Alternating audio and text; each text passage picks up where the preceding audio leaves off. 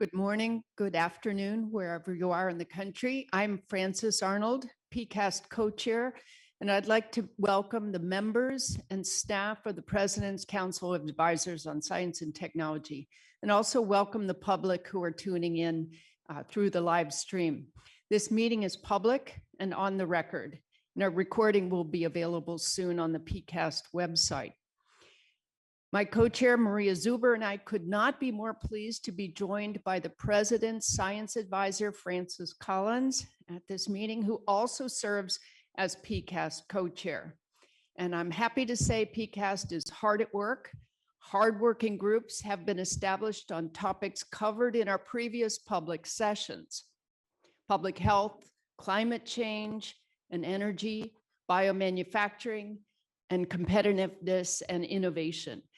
In fact, we look forward to a very busy year. I'm also pleased to report that our engagement with the administration is strong. PCAST enjoyed a lively meeting this morning with Vice President Harris, who gave helpful and informed input, and we had a long and productive meeting with President Biden in January. And now I'd like to pass it to Francis Collins. Thank you very much. It is a little confusing to people when we have three co-chairs and two of them are named Francis, but we're managing to focus ourselves pretty well despite that. And it's just an absolute pleasure and a joy to be able to join Francis Arnold and Maria Zuber as the third co-chair. I didn't really quite expect this. My plans were for this year to be more of a quiet sabbatical back in my research lab, but other things happened, and my wife reports that this is an example of failing to achieve escape velocity. But having now returned to Earth, I find it's a pretty interesting place, especially when surrounded by people around this table, the members of this PCAST, who are really remarkable leaders, every one of them in their special areas, and make it possible for this particular council to tackle some of the most important substantive questions in science and technology.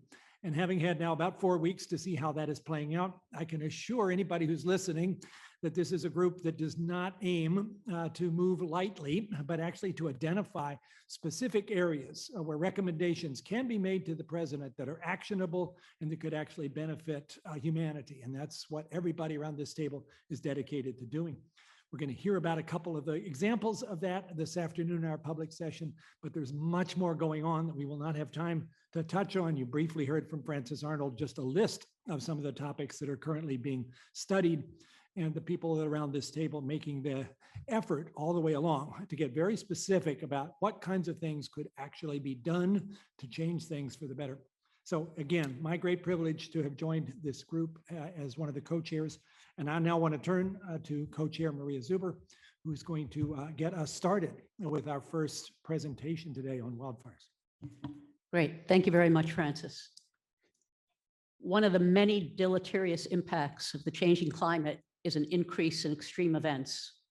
Wildfires are one example, and events in Australia, California, Colorado, and most recently in Texas underscore that unplanned fires are becoming spatially and temporally more frequent and more damaging. President Biden personally toured the aftermath of the devastating New Year's Eve fire, Northwest Denver suburbs, that illustrated that fire season in many areas is now year-round. According to the US Drought Monitor, 85% of the Western United States is suffering through drought conditions right now, and almost half the region is now in extreme or exceptional drought, following years of dry, hot conditions aggravated by climate change. The Southwest is suffering through the driest period since the 1500s for 2 decades now, according to a study in Science published last year. So to address that problem, we are convening some experts to inform us on the nature of the problem and what they feel might be done about it. So our speakers today, first of all, we have Dustin Gardner joining us from the Ventura County Fire Department. He's the chief of this department and a 27-year veteran of wildland firefighting in California. He's responded to some of the most devastating fires in California, most recently the 2017 Thomas Fire that burned more than 280,000 acres and destroyed more than 1,100 structures, causing 2.2 billion in damages. Dustin sits on the Fire Scope Board of Directors and is an operational area coordinator for the California Office of Emergency Services. We also have Sean Triplett, the Tools and Technology Team lead for the U.S. Forest Service Fire and Aviation Program. In this role, he manages a diverse portfolio of programs that focus on evaluating technologies and their associated data for their use in enhancing situational awareness, allowing firefighters to know the location of where the fire is, where it could go, and how they can safely work in that environment. Deborah Sivas from Stanford University, the Luke W. Cole Professor of Environmental Law at Stanford Law School. She also directs the Stanford Environmental Law Clinic and the Environmental and Natural Resource Law and Policy Program. She's written about practice under numerous federal and state environmental statutes. She also co-teaches interdisciplinary graduate courses and policy labs in a variety of areas, including coastal law and science, federal public lands, trends in environmental regulation, climate issues, and wildland fires. And finally, Rod Lynn.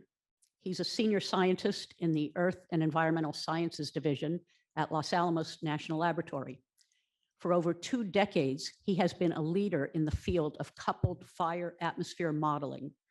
He led the development of the coupled fire atmosphere model FireTech, which combines computational fluid dynamics and process-based heat transfer and fire modeling. So each of these individuals will provide us with some comments, and then we'll open it up to the PCAST membership for questions and discussion. So Dustin, we'll turn it over to you first, I think. All righty, I'll test if you can hear me. Karen, okay, then I will say good morning or good afternoon, depending on where we're all at, to all of you and all the members of the public and our fellow speakers that are here today. Thank you.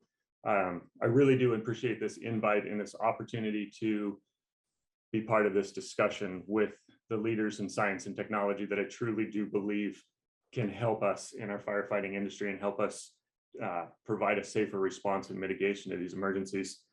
As you've been discussing, as you mentioned this morning, climate change and global warming is leading to far more devastating weather patterns. We're seeing hotter, drier, windier conditions, stronger storms, more frequent tornadoes, and as you said, with 85% of the Southwest in extreme drought, we're seeing far more devastating fires. Fires are starting more often, they're growing faster, and they're becoming more destructive than any time in history that we've been watching them. Over the last decade alone, 50,000 structures have been destroyed in the West. Hundreds of lives have been lost, and hundreds of billions of dollars in economic impact has occurred. In California, since we've been recording fire history since 1932, 8 of the largest fires have happened in just the last 4 years, to show how fast and how frequent these fires are beginning to burn and impact us. In 2018, the Thomas Fire, the one Maria mentioned earlier, I was the incident commander of, and at the time, that was the largest fire in California history. Since 2018, it's already been passed 6 times. So the fires in California and in the West are certainly growing and devastating far more areas. We've been watching these fires grow. We're watching the impacts they're having on our waterways, our drinking water, our air quality, people's homes, where they can live, the economy, and of course, spreading even more greenhouse gases. There are a number of ways and independent factors that several policy groups in several different areas are looking, from prevention to changes in building codes, to learning to live with fire as society, and to do more prescription or RX burning. Many of these factors are already getting a lot of attention and being discussed, and we really are moving in a good direction towards dealing with them. But 3 of the things that I thought this body could hear, or this body as the leaders in science and technology could help us with, is the detection of fires, the tracking of resources, and the monitoring of fires. So that's all I'm going to cover this afternoon, is detection, tracking, and monitoring. As far as detection goes, we know most of the fires that occur in the West the destructive fires at least, occur in a very narrow profile. It's when the weather's hot, it's when the weather's dry, and it's when the weather's windy. We see most of our fire devastation, death, and destruction in the first 12 hours of a firefight. So that leads to the importance of detection. With prolonged droughts and with increased wind events, we're seeing these fires get larger faster. So the faster we can see a fire, detect a fire, and notify responders, not just fire responders, but police responders, emergency managers, policymakers, elected officials, everybody involved in the wildfire or the destruction of wildfires, the faster we can notify them and let them know there is a disaster or a fire starting, the faster we can jump on and respond to it. In Southern California, that's not as big of a deal because, of course, we have more than 10 million people and every one of them has a cell phone and they can see and detect fires early and notify us early. But throughout the forest with lightning detection sensors, smoke detection sensors, the ability to see it from far in the atmosphere and detect remote fires and make warnings sooner, that could significantly increase our chances or help us in fighting these. The second is tracking of resources, and tracking of resources is really somewhere I think we can improve and with help get much better. We're using a resource ordering and tracking system that was developed in the 40s, and it was developed primarily to move military equipment for World War II. It works. It's a decent product. It's been recently revamped, but in today's world, when we have the ability to order things, at our fingertips, every one of your cell phones sitting on your desk in front of you can order whatever you need and have it delivered to your house tomorrow. I don't understand why, as incident commanders, we can order resources and not have them be processed for 2 days. We can be clearing resources that we send outside of the system before they're ever processed. So the resource ordering system could certainly be improved. And another critical piece of tracking is resource tracking. We all saw following the Yarnell fire and the tragic loss of 19 Granite Mountain hotshots that attention was given towards resource tracking. It took a long time to find those firefighters. And in a day and age when we all have cell phones in our pockets, we all have GPS following us at all times, the fact that we can't track one another and we can't find one another on a fire immediately is unbearable at times. And when we work and live in a system where neighbors have to help neighbors, and the fact that I can't track my neighbor's firefighters and he can't track mine, that is definitely somewhere we could use some help. And monitoring fires comes in really in two parts. Like we said, the early detection, being able to see a fire and then monitor it. This is where modeling and really, I guess, forecasting fire growth could help. One is if we can monitor a fire in real time, and these are fires now that we're seeing move. We had a fire move 14 miles in one night. That's 14 miles running at more than 100,000 people that we had to move out of the way in one night in winds that were so strong we couldn't put our helicopters in the air, which is what we normally use for our advanced intel or tracking fires. So if we had the ability to track fires in real time, to see where those perimeters are at in an actionable enough time that we could make decisions on the ground as far as where to move resources to, and more importantly, where to evacuate people from, that would be a significant help. Along with that is the ability to monitor and forecast. And as Maria mentioned, a couple of my fellow speakers on here are true subject matter experts on modeling fire. And if we could have that ability to monitor fires, to then forecast their growth, to then lay that on top of a data source we could share with other fireground commanders, with other emergency responders, with other emergency managers, and most importantly, the public, to make them aware there is a fire and aware of the path of that fire. It will help us move people. It will help us make smarter decisions, and it'll help us get people out of the way. We've seen in incidents fire moving so fast and people are so insulated in their homes with dual pane windows and solid core doors and everything we've done to create more environmentally sound homes. We've created safer, quieter homes where people don't know what's happening outside of their homes. We need to find ways to alert them via their cell phones, their televisions, their however they're monitoring or tracking with data. We need to find ways we can access them, notify them, and then show them where fires are at, show them how to get out of an area and where to respond to. I believe if we had a way where we could collect that data, we had a known or standard operating system to receive it, we had a way to, and this is where your experts come in, from collecting it to then sending it back down to us to where we could all use one platform or one way of seeing it and sharing it. It would be a monumental help for us. Those are three simple ways. And again, I could spend hours talking about any simple one of them, but in the limited time we have, I just want to put that out there. You guys are the true experts. You know how to fix things, alter things, create things, deliver things that I have no idea they even exist.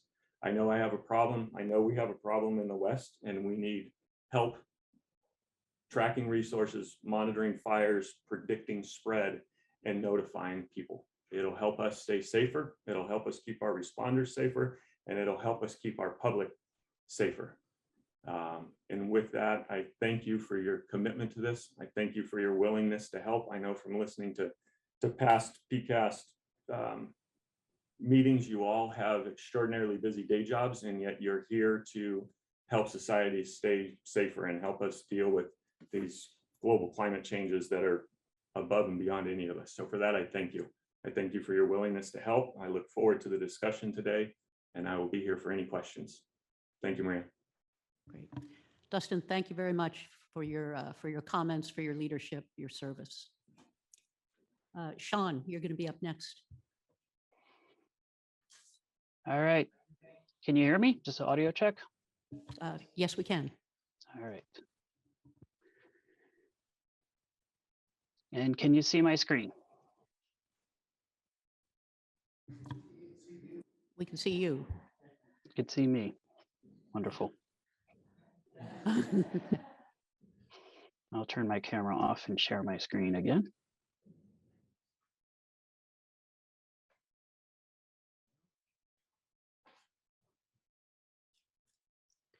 Okay, this looks promising. You got it? Okay, we're all set. All right. Well, thank you. And Dustin, great presentation. We appreciate all the great work you've been doing in Ventura County. Again, I'm Sean Triplett. I work for the Forest Service at the National Interagency Fire Center, and I thank you for this opportunity.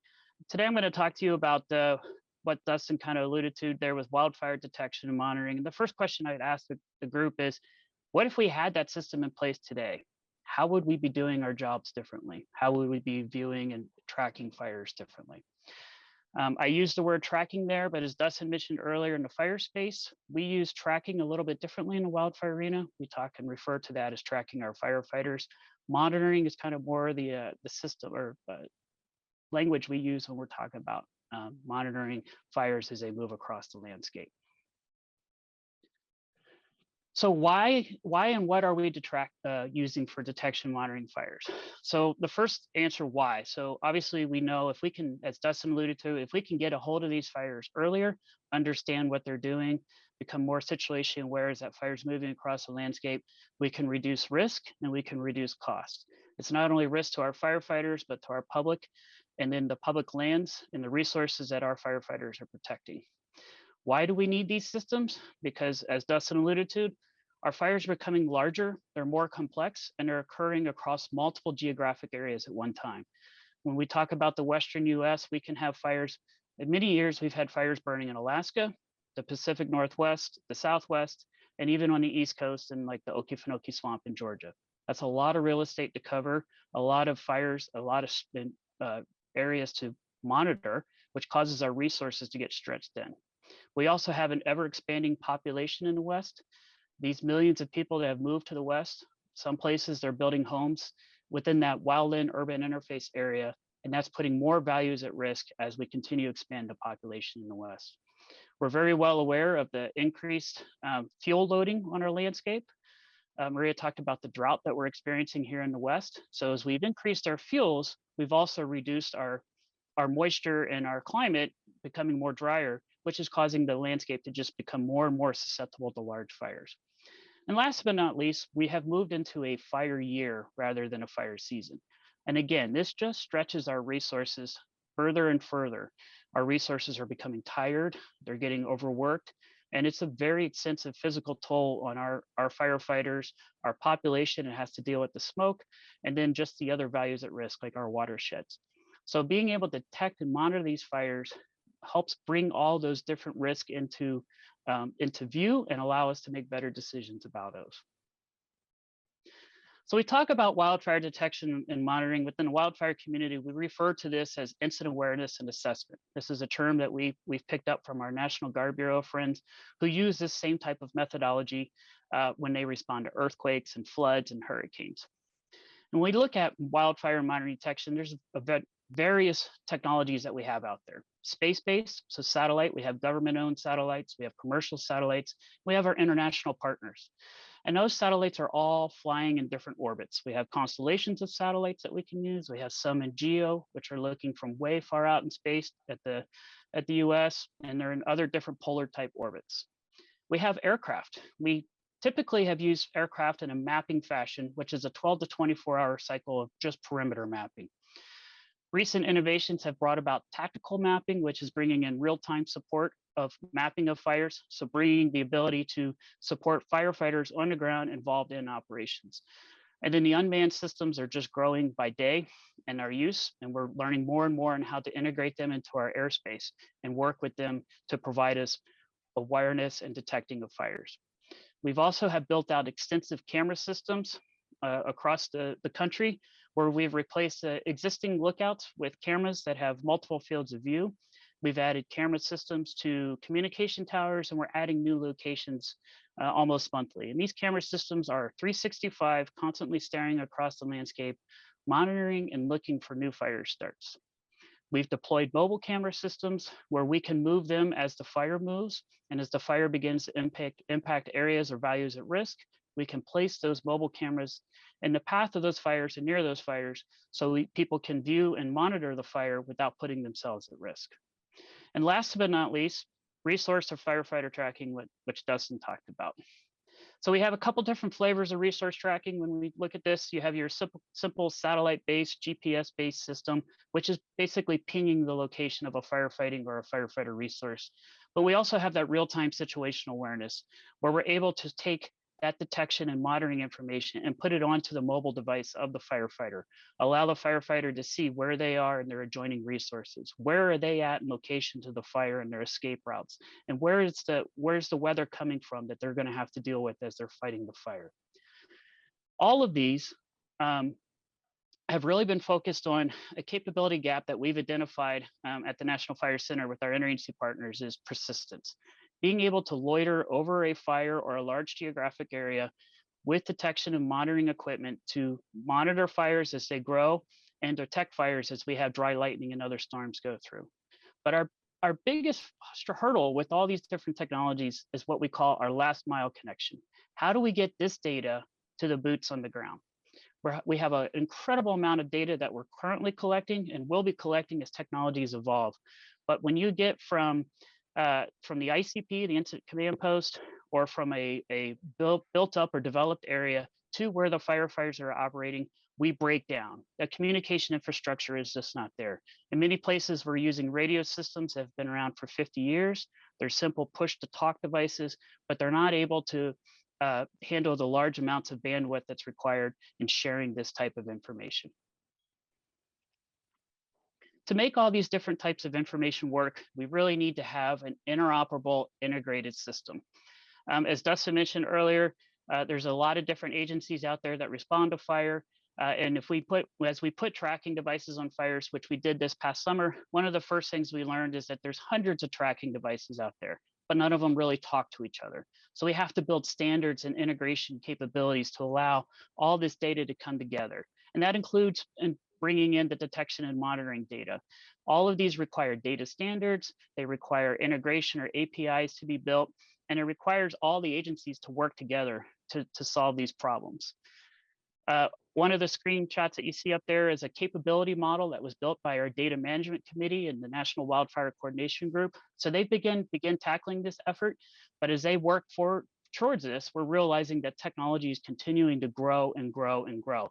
So it's always trying to keep up with new capabilities that come along, building those capability and standard models out to allow for that interoperability and integration. So really a quick way to tackle this is thinking about this from a programmatic approach from all levels of government. Operationally, myself as a Fed, as a Forest Service firefighter, I can go to the Thomas Fire and we can work integrated and interoperable. For the reason for this is because our operational community does not follow agency and jurisdictional boundaries or policies. Put on my yellow shirt, my green pants, and I can go to Ventura County, I can go to Florida, I can go to North Carolina or Alaska, and we're all working together operationally. However, when we look at the technology, the sciences that we're building, the budgets that we all work under, our data management practices, they all kind of tailor to an agency or a programmatic level. So there's a breakdown of that integration interoperable.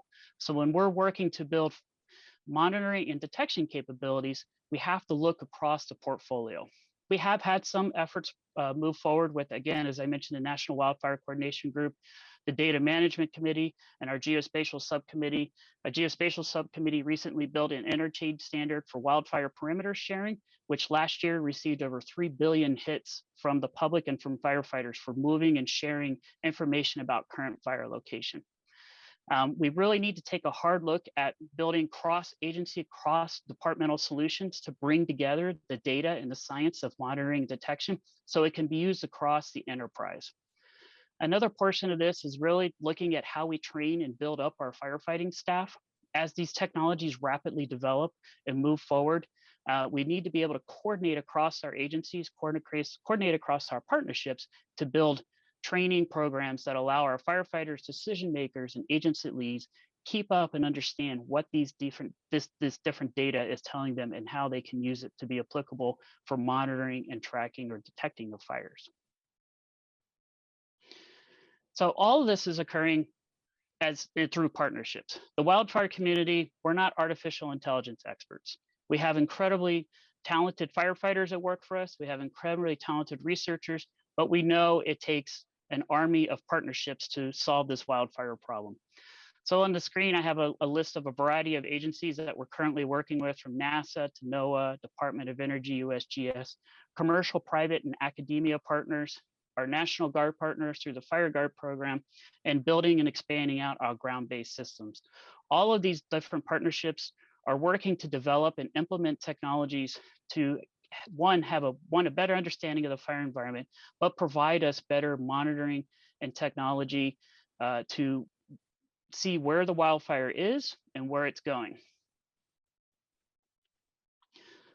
So where do we want to go as a wildfire community? So currently, I like to say we live in what's called a good idea factory. We have a lot of different silos or centers of excellence across the community. A lot of folks are looking at different requirements and approaching the wildfire program from a very, maybe a myopic view or a very small view. With a struggle that we deal with, especially when you look at putting something in place that has to cover multiple geographic areas and the nation as a whole, is how do you lift that up and move it to a programmatic support program that's funded and integrated across the country. So ideally, we would like to be into a national integrated system where all of our detection and monitoring capabilities were coming together into one standard program that allows for like a tipping and queuing. So currently the Colorado multi-mission aircraft is down in Texas supporting the Texas Forest Service with some of the fires that they've had down there.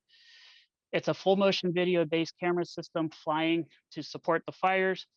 And as you think about that flying over 100 to a 300,000 acre fire, that's a very small footprint that aircraft is able to map and support.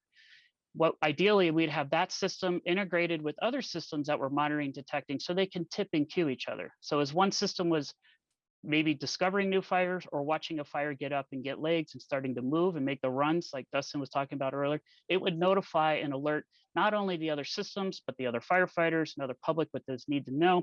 So those systems can start sharing information and have more of a situational awareness of what that fire is doing, where it's going and what impacts it's going to have to the communities, values at risk, and to the firefighters. So detection and monitoring is just one piece of the puzzle. And when I talk about that program and I look at it from the national scale and what would the PCAST could help us with, we really, as we build out these programs, again, I'll go back to that last mile connectivity. We have to get the data to the boots on the ground. We have to have the communication infrastructure and that backbone to get the data as it's collected and processed to those that need it so they can have actual intelligence and make those decisions. The system, it needs to be integrated into the system. We have a very mature, robust fire system. I don't want to say we're set in our ways, but we do have a very methodical process in how we detect and monitor fires. So how are we going to take and integrate these new pieces of information into that system? And again, scalable is highly important. Not all fires are large mega fires like we see on TV. A lot of fires, over 98% of them, are captured before they get before 2 operational periods. So it needs to be able to handle those small fires as well as our large landscape fires. And any of these systems, for them to be interoperable and integrated into the system, that we have to base them on standards and requirements. We need to be able to share and move data between systems. We need to be able to have common standard data practices and data standards so we can build better business intelligence tools and alerting tools. We need to work within our agencies and our programs to identify this as something of a need. We need to get leadership support behind it. We need to have funding and programmatic support to make this as something that can be shared across the community and not just individual efforts. And as I mentioned earlier, partnerships are key with other government agencies, with other private academia and research communities. Continuously assess and learn about new technologies that are becoming available, hand new requirements to those researchers so they continuously develop new capabilities for us to use within the wildfire community. And one of the things I like to talk about is working with my National Guard partners. One of the things that we've learned is everything we've talked about today, incident awareness assessment, in their world, they refer to it as intelligence when they're on the battlefield. And they have a saying that they use where they use the term intelligence for this. I'm going to use incident awareness and assessment or actionable intelligence. It's worthless if our leadership does not receive it. So that goes back to those communication infrastructures, breaking down those barriers and being able to get the information to our leadership and to our boots on the ground. It's worthless if it's not understood. So are we putting the information into a format and bite-sized pieces of information so those boots on the ground that have to bring that information in, understand it, and can use it?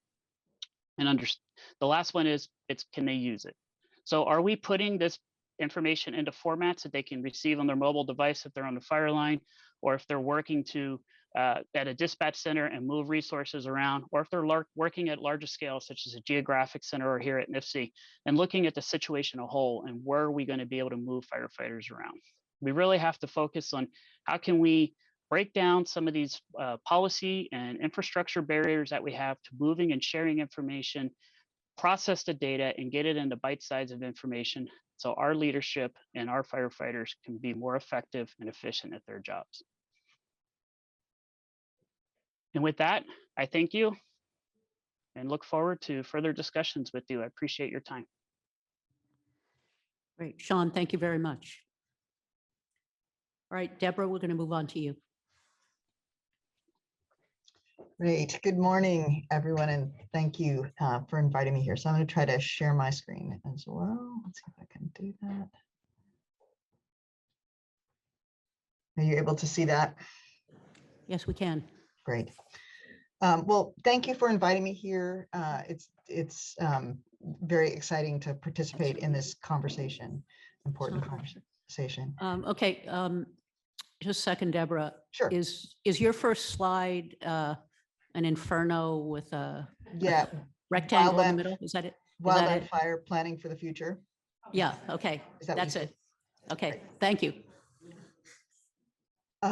So just a caveat, I'm neither a firefighter nor a scientist, although I work with scientists here at Stanford and around a variety of legal and policy solution issues in the environmental field, and most recently have been spending some time on wildfire issues here in California. But I think some of the things we're hearing, the lessons we're learning are scalable across the country, the West and the country, and probably elsewhere in the world. So I'm going to, because of the work I'm doing, I'm going to pivot our conversation a little bit away from incident response, which is obviously very important and probably most on folks' mind today, and then focus my few minutes on, how we think about planning for the future. So there are many difficult challenges in trying to figure out how to best implement management strategies that mitigate the amount and impacts of wildfire. And in truth, as you've heard, significant wildfire is going to be with us for the foreseeable future. So really the operative question here is, how do we minimize risks and reduce adverse impacts to the extent possible? So to structure our conversation, I wanted to think about putting these various issues into a couple of buckets that I'll just really quickly identify. We could talk again for hours about these topics too, and then maybe there'll be time in the Q&A to follow up. So one of those buckets is areas of consensus, and I think there are some emerging areas of consensus, and I think those are important as kind of the baseline for how we think forward in terms of management strategies. But then the second bucket is areas of remaining controversy, sometimes increasing controversy, and I'll identify those because I think it's important to think about those in terms of the overall management regime as we go forward, because those kind of controversies can often lead to gridlock. And we're facing this every fire season now, all year round in terms of these fires. And so trying to think our way out of some of the gridlock that's happening, I think is an important approach. And then I'll just wrap up with a few closing thoughts on that. So areas of consensus. I think that there's general agreement that my talk's going to be mostly focused on forests, because that's where the fires are happening in the West. Our past management of forested areas has been largely one of suppression over the last 75 to 100 years. And I think for various reasons that was done. And, that was the thinking at the time. And I think, where we are today is that most people, wherever you are on these issues, think that, that practice has now led us to the situation where we have forests, some of which have significantly increased fuel loads on them, and so therefore become these management risks out there. So that's a thinking about how we move forward is important. But I think there is general consensus about that idea. We, also, as you heard, the climate's becoming hotter, water becoming more scarce in the West. Our forests are stressed, and it makes them increasingly vulnerable to wildfire events. And that's what we're seeing. I mean, historically, there were some big fire events too, before we started managing for fire suppression, but we're just going to continue to see some of these large fires, and how do we deal with them? I want to bring up the issue of smoke, because I've been doing a fair amount of work around smoke. So these large wildfires, all wildfires can put smoke, your campfire can put smoke into the air, but especially uncontrolled wildfires are generating smoke that is having and can be having health impacts on our nearby communities. And in many areas, the communities most affected are communities of color, low-income communities, like the most vulnerable communities. So we don't want to lose in thinking about management going forward, the idea of what do we do about some of those health impacts as we're facing these ongoing challenges. And then lastly, I think an area of consensus is that hardening structures and building defensible space around structures, I think, is general agreement that that's a good thing. And I hope the firefighters on the panel today they know all of this and do all of this all the time. I think the concerns about that is, how do we make more of that happen as we go forward, and how do we get more of those protections built in? Okay, so areas of controversy. So these are the harder ones. Fuel management, reducing and removing vegetation from the forest is an important and ongoing issue, but it's an area of controversy because there's historic practices, there's proposals to go forward. There are people all across the spectrum, and this has led to some gridlock. There's litigation going on around much of these management strategies. There's a way to look forward into the future, and I think one of the things I would say is that we've had a historic way of going about it, which is to use a kind of private resource management, bringing them into public lands or on the private lands that they own, and looking at commercial thinning as a way to try to get rid of some of the excess vegetation on our forests. And that may be a solution in some cases, but I think we need to think really carefully about whether commercial thinning is always the best way to go about it. And the question of whether these forests that we want to try to bring back to some kind of ecological health, ecological balance, whether there are different ways of going about the necessary removal of vegetation where that's makes sense from a fire management perspective. And that might be pouring more resources into it and not using it as a way to get more timber off the forest. Because in fact, if you want private companies to do this work, that's often taking out merchantable timber, which is what they want, understandably, but that may not be the best thing for our forests, because it's the mature trees that really keep the forest cooler and damper and really protect the wildlife that's there. Another controversial area is prescribed burning. So I think that most people are on board with how do we bring some fire back to the land. We actually need, in some sense, more fire, not less. We just need it not in these huge wildfires, but we need to bring it back as a management tool. Then the tribes, the indigenous people did this quite well, but are not really in a position to do it on a large scale.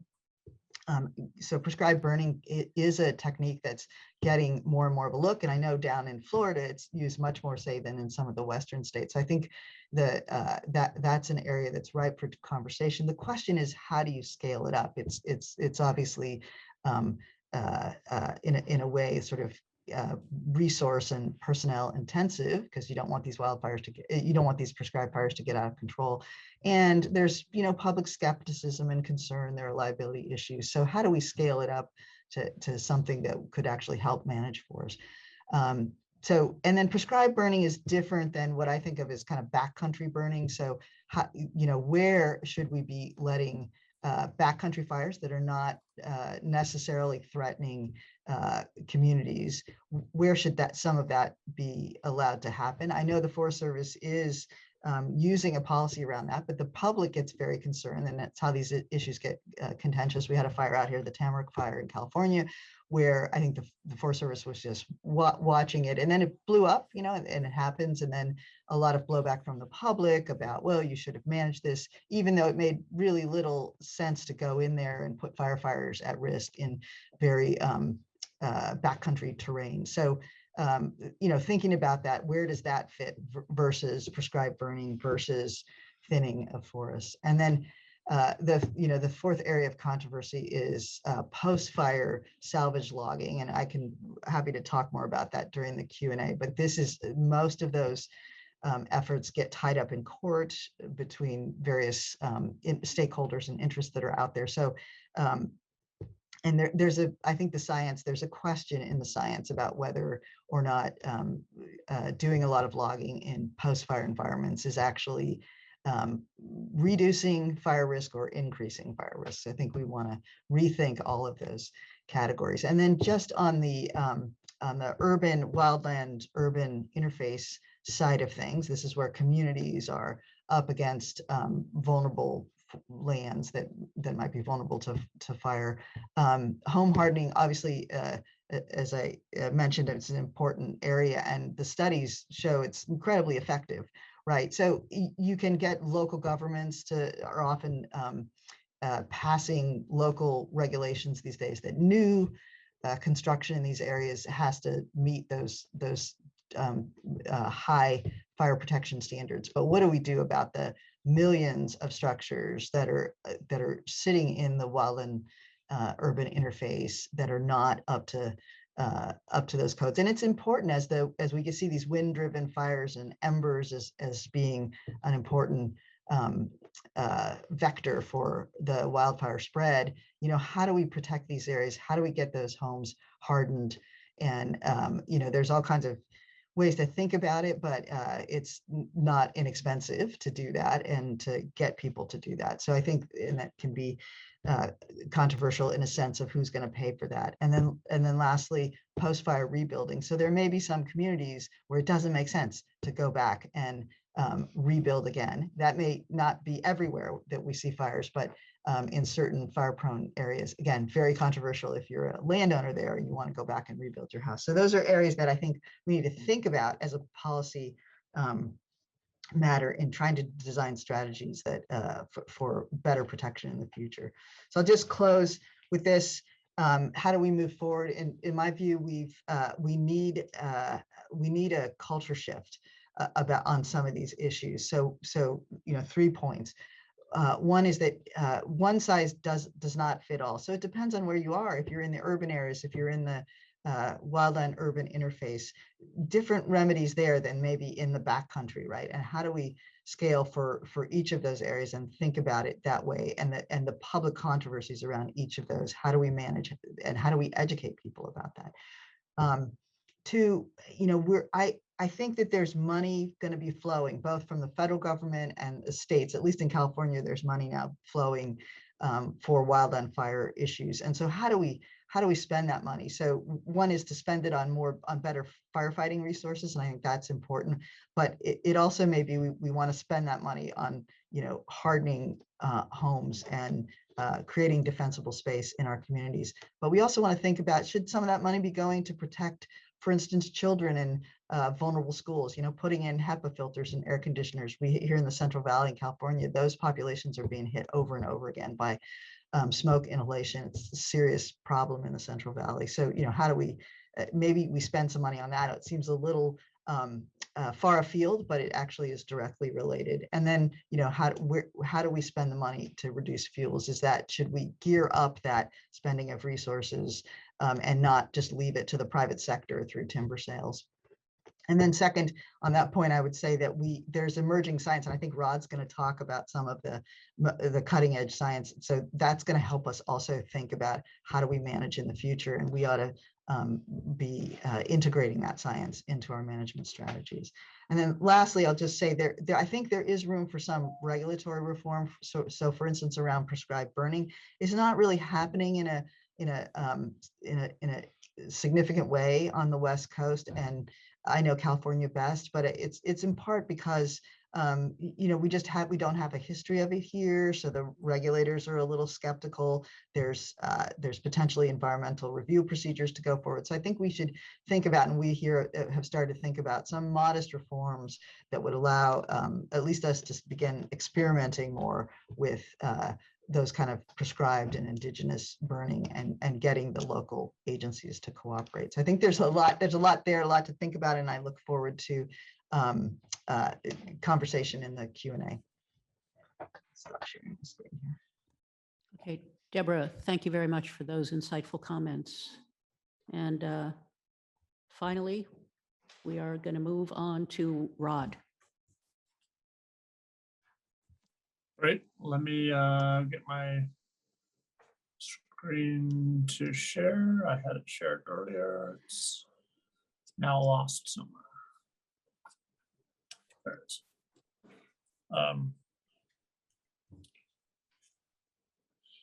Okay.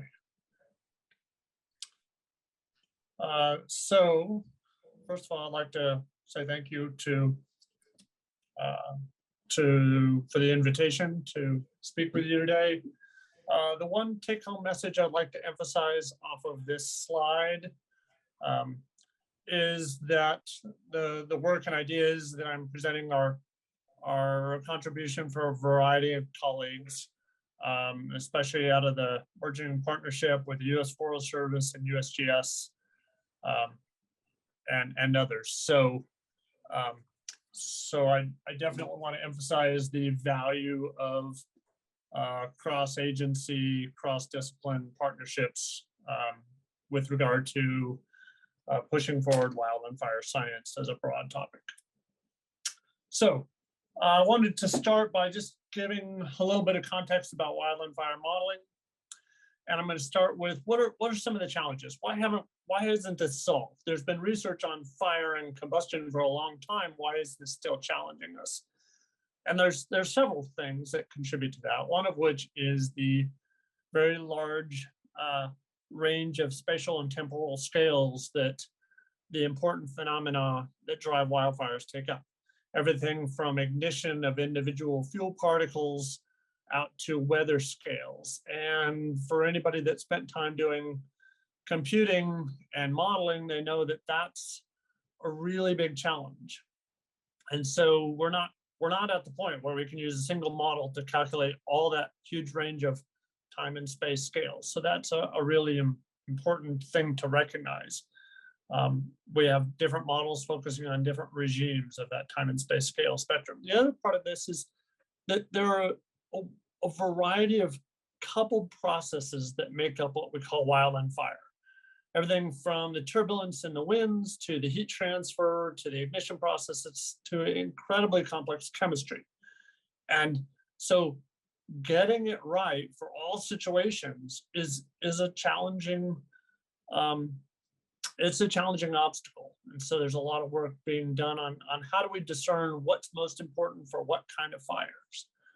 The other thing to keep in mind is these aren't built environments. These are natural environments with a wide range of dynamic and heterogeneous fuels, as well as the dynamics in the atmosphere themselves. That causes significant challenges for setting up modeling problems and having the right inputs and boundary conditions for those tools. Another thing I'd really like to emphasize here is that not all wildland fires are the same. We've got the intense fires that everybody thinks about. Those are the California wildfires in recent years have been great examples of those, or poor examples of those. Unfortunate examples, I should say. But those are often driven by very strong drivers, such as high winds, steep topography, really dense or continuous fuels. And those contributing factors are oftentimes at landscape scales. You've got large areas of steep slopes or large areas of these contiguous fuels. Once these fires hit that high intensity levels, they're relatively resilient to fine scale heterogeneity in the fuels or short-term lulls or gusts in the winds. They've almost got their own momentum, if I can use a word from another field. So they kind of take on their own sustainability, and that makes them that much harder to fight and that much harder to stop with fuel breaks, et cetera. Low intensity fires, on the other hand, these oftentimes lack strong drivers locally, and therefore they depend very much on the local conditions. And breaks in fuel or a lull in the winds, those kinds of short-term or small-scale heterogeneities, they matter a lot, and they can impact whether a fire stops or starts at a given location. And so I should emphasize that even in one given fire, different parts of that fire may be exhibiting these different behaviors. And so we need to think about them. They're not just all the big intense fires.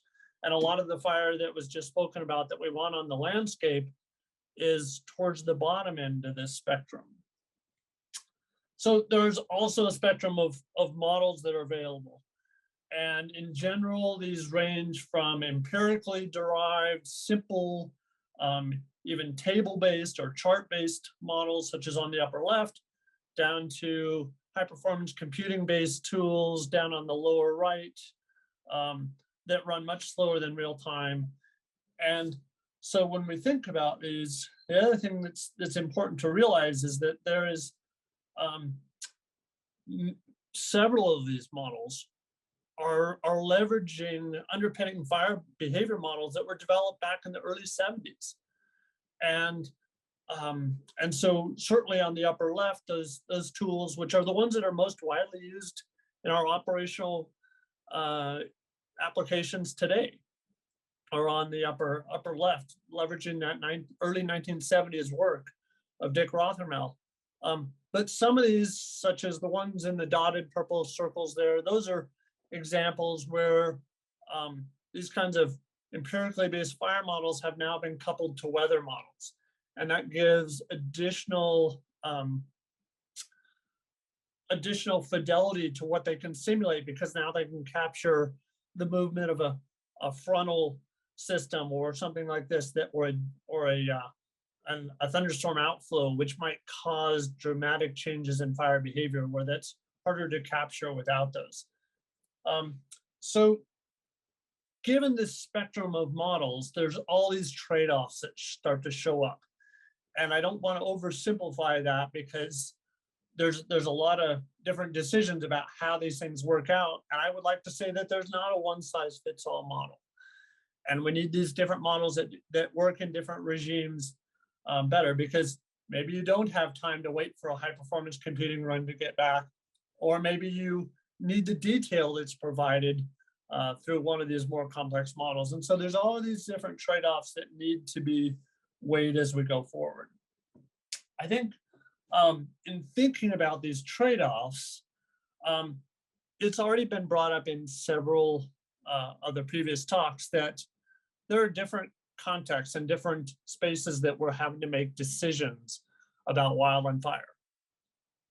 And I'm using the word wildland fire as opposed to wildfires, because wildland fire is a slightly more general term, which includes things like prescribed fires. So,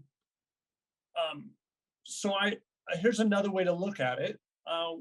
Some applications, such as real-time fire management support, speed is a big part of that game, right? You've got to have simulations that are coming back much faster than real time to be of any use for decision management. And so that's a really important thing. But if you've got these really strong drivers, a lot of times the models don't have to be as detailed. You don't have to be capturing the three-dimensional structure of the vegetation if it's a strongly wind-driven fire in very thick fuels. So, but on the other hand, some of our applications, like if we're looking at ecosystem sustainability and risk management planning for specific sites, for instance, we need a lot of detail regarding how the fire is interacting with the ecosystem. So that's a lot higher on the complexity and detail requirements, but lower on the simulation speed requirements. And so you can think about all these different applications and think about, they might require different kinds of models.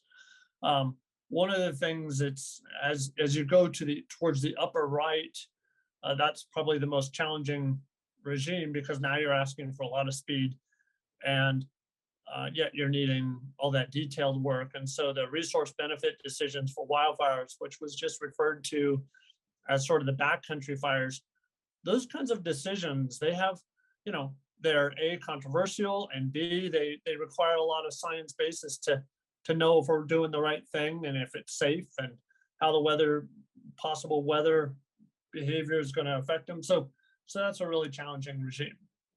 I do want to emphasize, and I won't spend much time here, that that as we look forward, the next generation fire prediction schemes are going to definitely rely on the coupling between models and all of the data that's coming in. And that's been said in at least two of the talks, so I'm not going to spend much time on it.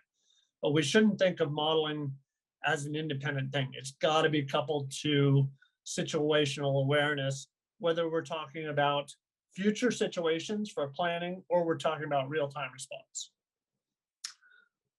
Modeling is certainly going to play an evolving role in response-focused decision support. And I think this has already been hit on, so I'll save some time. But I do want to say that, again, it's important to think about modeling integrated with real-time data. How do we plan and forecast both our operations as well as things like evacuations? How do we communicate what we think we understand to each other in the field? This has been hit on at least twice. The other thing I would like to emphasize is that models give us a range, the ability to look at a range of conditions that might evolve over the next hour or days, not just the most likely scenario, but the range of scenarios. Sometimes it's the tails of the possible distributions of fire behaviors that are most devastating and that we really need to watch out for. So thinking about those, and certainly as we move forward, the AI and machine learning have a big role to play in this. So I want to talk a little bit about some other kinds of applications that are less response and more thinking ahead, more proactive. Think about how do we do better risk assessment for specific communities or facilities or infrastructure? How do we look at the risk under current conditions, the influence of mechanical treatments or prescribed fires or combinations of different treatments? But it's also important to be able to think about how do we use models to assess what might happen as climate change continues to drive changes in our landscape, in our fire environments going forward, whether that be moisture or fuel loads, et cetera. So prescribed fire is I think one of the biggest opportunities for advancements in wildfire modeling, because now we're doing something that's very actionable. We're thinking about something that people are going to act on in the future. The more information we can give them, the more ability that they can have to explore what might happen as they light prescribed fires and the after effects. So in thinking about this, it's important to remember that prescribed fires aren't just solitary head fires that are lit and people walk away from them. They are they're well thought out. They're a complex set of ignition patterns, as you see in the simulations on the right side, which are the same simulations, just one's vegetation and one's topography is what's being mapped. They're these complex ignition patterns that are site and condition specific that the burn bosses are having to make decisions on. And the more we can help the burn bosses be able to explore things, well, what if I light it like this? Or what if I light it like that? The easier we make their job, helping them to refine their prescription windows to hit their ecological or risk assessment objectives, thinking about where's the smoke going to go and how do their ignition patterns affect that smoke trajectory. Smoke is actually one of the biggest impediments to prescribed fire in many communities. And what are the contingency plans? Where are things likely to escape? There's a small escape in this fire that's being simulated. Actually, there's a couple. And how do we manage that? Where do we place resources to help manage that? So if we're thinking about things like prescribed fires, where we can plan ahead, or wildfire scenarios and risk assessment, being able to use ensembles and run a wide range of scenarios. Here's was an ensemble that was run by UCSD under an NSF grant for the prescribed fire simulation that I just showed you a minute ago. And you can see a variety of fuel and wind conditions here for the same landscape and the same ignition pattern, but under different conditions, they're getting vastly different fire behavior. And being able to explore that and understand, gee, if the fuel's a little bit drier, I might want to adjust my ignition pattern in this way, or under these conditions with these slopes, I just can't do it. Those are important capabilities as we go forward. Being able to think about how does either wildfire or prescribed fire or combinations of mechanical treatments and prescribed fire, how do those affect the longevity and sustainability of my ecosystems is also a really important thing as we go forward. So how does fire behavior couple with ecological effects, which couples with hydrology and plant succession, and what does that look like in years going forward, especially if we start to consider the effects of climate change? On the plot on the lower left, it's a cartoon showing that we can allow time to go on and not burn at all or not do any treatments, in which case we might get a wildfire scenario, which is the red line, which causes drastic changes in the landscape that may never come back to the way they were before. Whereas there's options to do more sustained proactive management of those landscapes with prescribed fire or treatments or whatever, which may cause the green line, which is a finer tooth saw, if we want to call it that, which keeps us inside some desired range of sustainability for the ecosystem. Being able to look at scenarios that are low frequency but very high consequence fire events. Here we've got a downwash event, which might be, say, from a thunderstorm outflow. And those downwash events happen in nature all the time. But when they happen, they create a backspinning motion in the atmosphere that drives some interesting behavior when they intersect with a wildfire. So on the left was just an illustration of that outflow being formed. But on the right, the two simulations, they're the same simulation, but being able to think about how does that backflow stretch out the fire line, and how do we, those are important things to build into our operational tools and to make sure that we're aware of that rapid escalation of the fire as it goes forward. So there's a big opportunity for artificial intelligence and machine guided learning. We can use some of the more complicated fire models through AI and machine guided learning or physics guided machine learning to enhance our fast running tools, to do a better job of characterizing our environment, to do optimization. If we think about landscape treatments or ignition patterns for prescribed fires.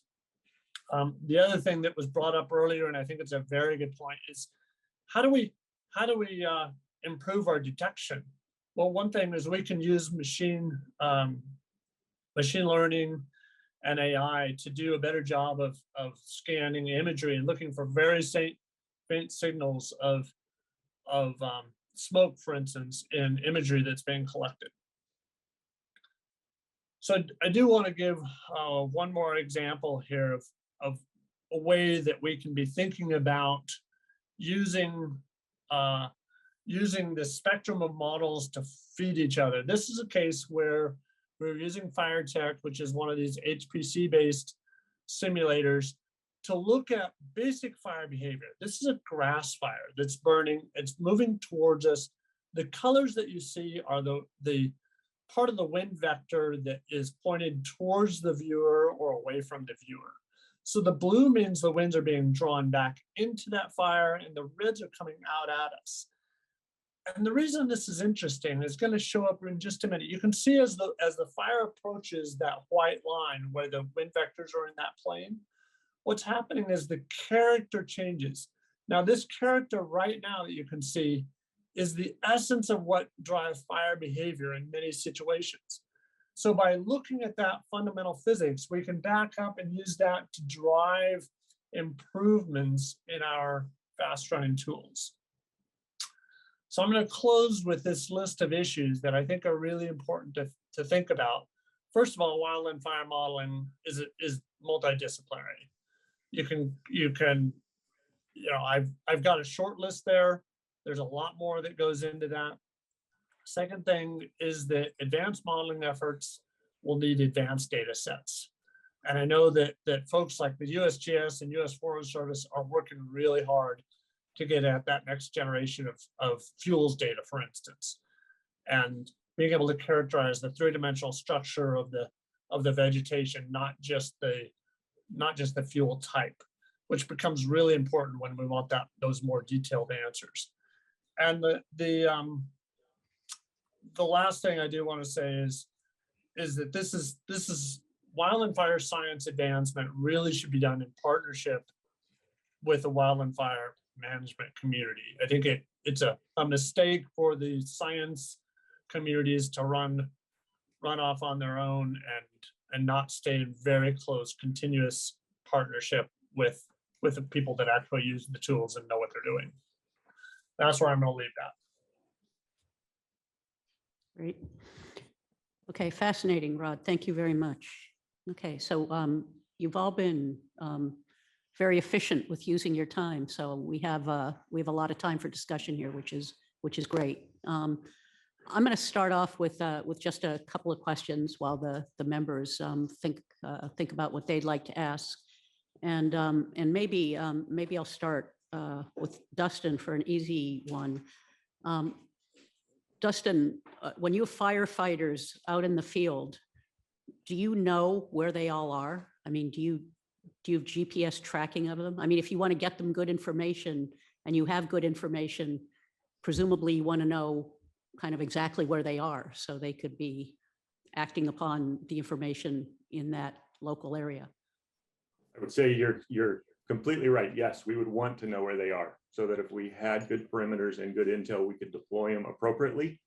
That's one of our major issues is, as an example, I have a fairly robust tracking system where I know where all of my apparatus are. So I know where all of my engines are. I do not have a tracking system that allows me to know where all of my people are.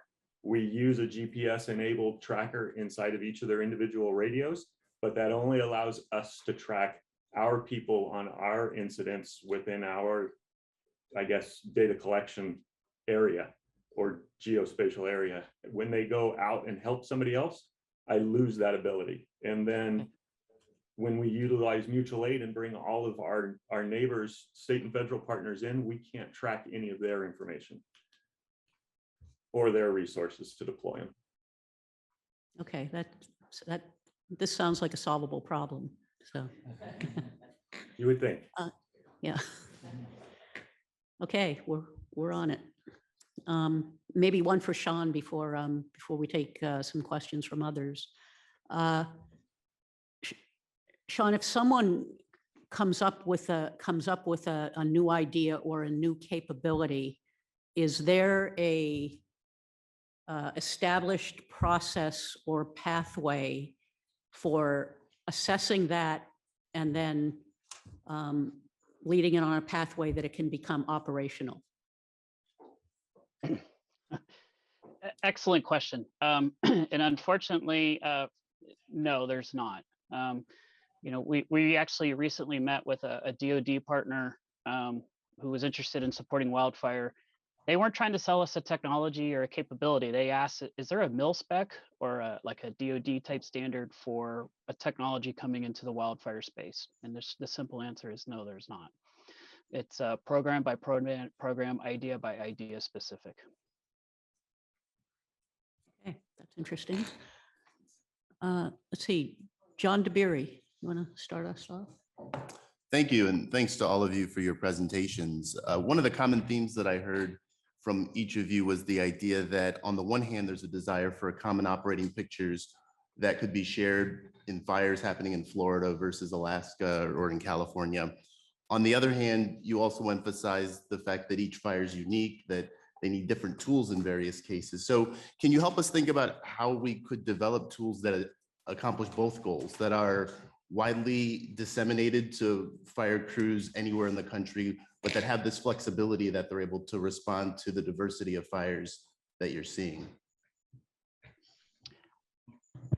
John, I'll tackle that first. What you're describing is kind of gets to the root of the point I was making with data interoperability and integration. We know, from a local perspective, what happens in Ventura County does not transfer well to East Texas in terms of their operation and firefighting. But what we can agree upon nationally is developing common standards. And when you build, for example, the previous question about tracking, we know there's, probably 100 some devices out there that we could put on firefighters to track them. The hard part then is how do you take those different data feeds, put them together, and so as mutual aid resources were to enter an area, we could turn those tracking feeds on and have them work. And when those tracking feeds or those mutual aid resources leave, we could turn those tracking feeds off. So that goes back to data interoperability and integration. Build those common data standards. So any of our data sets that need to be transferred or moved across the country, that common operating picture can talk to another common operating picture and we can share and move data between them. that's really a very simple way to tackle this. And we've done that with other programs. We have an existing program called Automated Flight Following, which has, I believe, 7 or 8 different types of vendors that provide iridium tracking location of aircraft. But as a whole, from the fire enterprise, we've agreed to a common set of data themes that those tracking devices need to share information as. So then we can quickly integrate that information into a system and move it amongst our different platforms.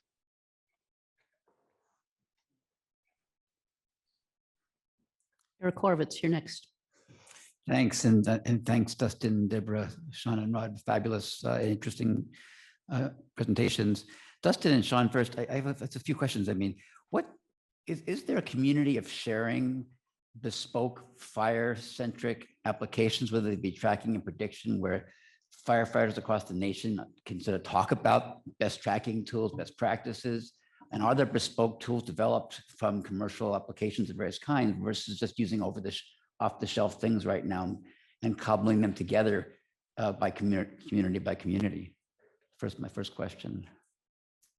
I would say there are a number of groups or associations that work together. As an example, in California, we have FireScope, which is a group that formed in the 70s to develop incident command and interoperable radios, mutual aid response. And it's a way that the California Fire Service communicates. There are, the NIFC community through the U.S. Forest Service is a group that sends a lot of information out, but there is no one standard. And as Sean was saying, that's one of the hard parts, is we're all using different technology that, yes, we're buying off the shelf. We've tried to cobble some of our own stuff together, but again, we can only use that in our environment and we can't share it. Yeah. We've been working for years trying to get just our computer automated dispatch centers, our CAD systems that work on resource tracking with GPS to share across boundaries, and we haven't been able to tackle that problem yet. Thanks. And just as a lead into a question for Rod, given all the work going on for decades now, and I've tracked some of this, and it's great hearing an update today from Rod on modeling and prediction, optimization, resource usage, various applications, as Rod pointed out. How much of that is actually in use beyond the computer science and modeling and simulation laboratories today, from the perspective of Dustin and Sean and Deborah? Do any firefighting groups use the modeling and simulation tools today? So as I mentioned, there's a full range of modeling that's available, and if you think about that chart I showed, where up on the upper left, you have some empirically based stuff that's really rooted in the 1970s. It's used very widely across in a variety of communities. As you go towards the lower right of that diagram and you go to some of the more detailed and newer stuff, folks like the USGS, folks like the U.S. Fish and Wildlife Service, for instance, are really pushing to try to start, beta testing, and they're using it to explore some things.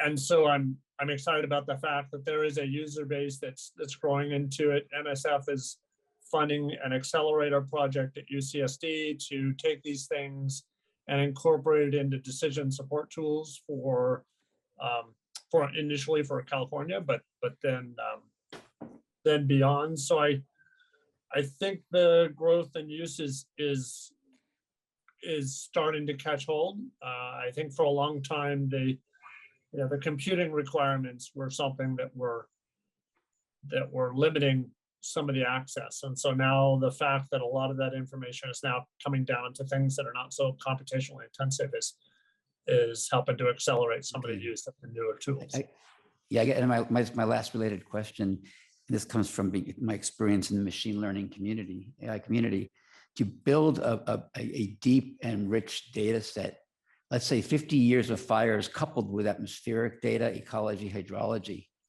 make that available to researchers and engineers.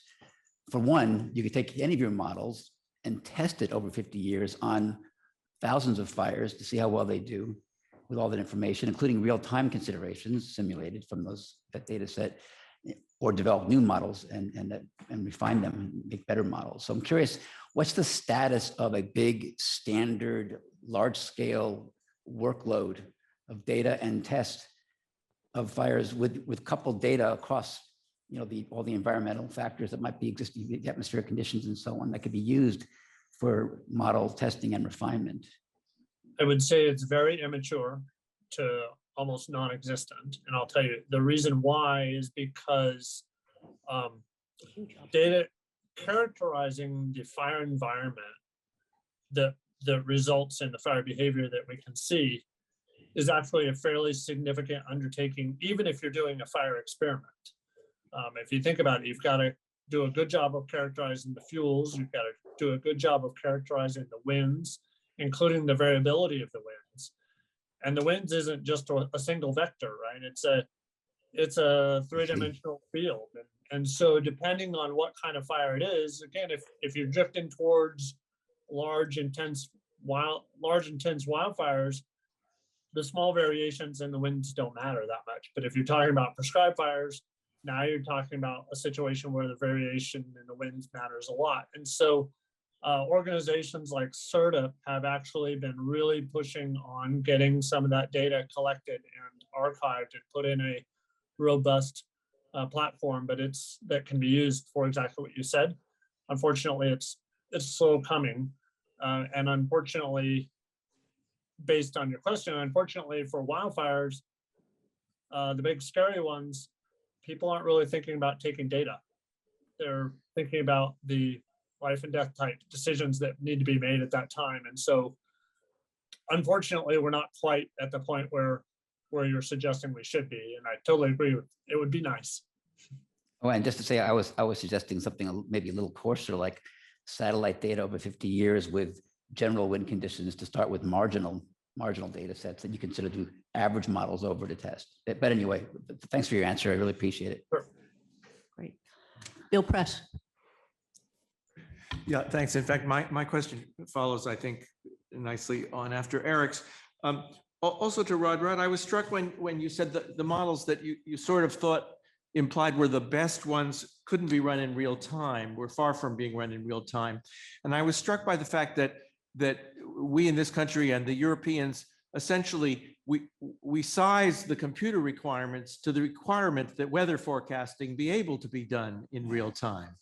And so my question is, how big is that gap? Is that something that with a certain amount of national will and dollars, we could bridge and have a national forest forecasting service in real time? Or are we still orders of magnitude away from being able to do that?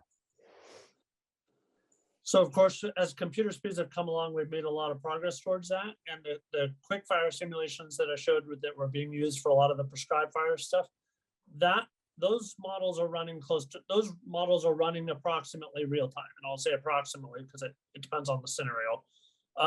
Fire tech is still maybe an order of magnitude, but it's not using, it's not maxing out the computer capabilities that we have, and it's not going to exascale, for instance, or anything like that. So I think it's possible to get to the speeds that you're wanting. The challenge is if you're having 50 users trying to run the model at the same time for 50 different fires across the West, you need 50 times that amount of computing resources. So I think we can get, it's not impossible by any means, but it would take a concerted effort for the most detailed, for the WFDS and the fire tech style models. However, QuickFire, for instance, was designed specifically to enable ensembles that could run in real time, but try to capture that three-dimensional fuel structure and things like that. So it's almost, it's not the most detailed, but I think it's getting close to where you want to be. Great, thank you. I have Sue Desmond-Hellman next. Thank you. Thank you all for excellent presentations. I had a question for Deborah. You talked about planned fires, planned burns, and specifically talked about Indigenous people and some of the tradition and history in that area. what I'm struggling with, because I'm from out west, so we hear a lot of controversy about that wildfire shouldn't have happened. We needed these prescribed burns, or that burn got out of control, and that's why we had the wildfire. And I find myself nervous if this was my job to decide on a planned burn, I would default to never do it because you can only cause trouble. So my question is, what have we learned from studying the history of this? And are there any parameters, models? Is there a path that you can follow to do some wildfire prevention in a predictable way? Yeah, no, that's a great question. So a couple of things. I think there is more and more interest among indigenous communities to do more of this. And that was my sense is we need to make it easier for them to do it, right? So that's a small piece of it. And it's fascinating working with those folks, the knowledge, not all tribes, but the tribes that have carried this forward, the knowledge that they bring about the precisely the right time to do it, what are the impacts on the ecosystem is phenomenal in a way that I think probably none of the rest of us could ever replicate. But then when you think about it on a larger scale for private burn bosses, right, who, and I know some of those folks, I mean, they're not necessarily well paid. They do it because they believe in it. There are all kinds of scary liability issues, right? There are, one of the things that we're seeing happen in California is, so CAL FIRE, the state agency, if a prescribed fire is done in under the auspices of CAL FIRE, there are some liability protections that kick in. And so for these burn bosses, they're mostly quite interested in doing it under that rubric. And the problem is with, especially as we have more wildfire going on, the problem is that it's a very slow process. So it might be years to get in the queue to be working with CAL FIRE to get your prescribed burn done, even if it's relatively small, and that has to do with a lot of factors. So I think one of the things that we want to think about is, and we are thinking there's continuing to be legislative push to put some protections in place, and that would would reduce liability concerns or some way to address those concerns, especially if we want to see it. So some of the most interesting players are some of the land conservancies that are trying to do it on their own, conserved property, right? And but I do think we need to, if we really want to use this at a bigger scale, we really want to think about those liability issues and how we can get and there, there's training going on for these burn bosses and stuff, but it's not, there's a huge amount of risk there. And so how do we open the door a bit to and so that's some of the stuff we're working on to make those folks feel more comfortable going forward. I think that's important to do. Right, thank you. Can I add to that just for a moment? Certainly. I think one of the, if we think about these proactive measures that we're going forward with, obviously we're in a different decision and responsibility space than the reactionary than a reactionary approach to wildland fire. And so I think whether we're doing mechanical treatments or lighting prescribed fires, or doing, as it was referred to earlier, the backcountry, letting fires burn when we think they're having resource benefits. Whatever we're doing there, I think the need for a strong science basis to underpin our decisions and to be able to say, we've done our homework the best we possibly can becomes increasingly important, whether it's to defend ourselves in case of somebody questioning us or just so that we make sure we're doing the right thing. This is an actionable space as opposed to reactions. And so the science is really necessary to back those things up and make sure we're doing it right. Great. Kathy Wotecki. Thank you. My question is for Sean Triplett, and it is the following. When there is a wildfire and the Forest Service deploys one of your incident management teams to the site. From the data systems that you've described to us, how is that information actually shared in the moment on the scene with these other diverse organizations that are also involved in fighting the fire? And thanks for that question. So when it first off, when an incident management team is ordered, that's all handled at the local level. So those units that are responsible to manage that wildfire. And so they set up an incident command post, and those teams come in. And through the ICS system, we have logistics, operations, planning, and public information and finance. And those different units or command structure within ICS have IT applications that where we are collecting and managing data. And then they all have different reporting processes where they send the information up to, then it's aggregated and shared. So you have the public information area that is sharing information out to the public. You have the finance, which is doing accruals and capturing data about financial situation, daily costs, flight hours for aircraft, things like that, and moving that up. Operations is working very closely with the planning section on looking at what the fire is doing. So the planning section's providing current fire situation, the weather, the models that Rod has talked about, and getting that information over to ops. And then ops is working to decide what resources they need to continue to move forward. And then plans is helping them get those resources. So all of our systems are designed to either be web-based, operate in a cloud, to where they can be forward deployed and work in the field, but are talking back to central servers so they can share information and report up. And then we have very standard defined reporting processes. So we have, an incident command 209, which is a snapshot once a day to move things up. We have our dispatch and geographic area coordination system that has reporting processes, depending on what the fire situation is, to move the information up.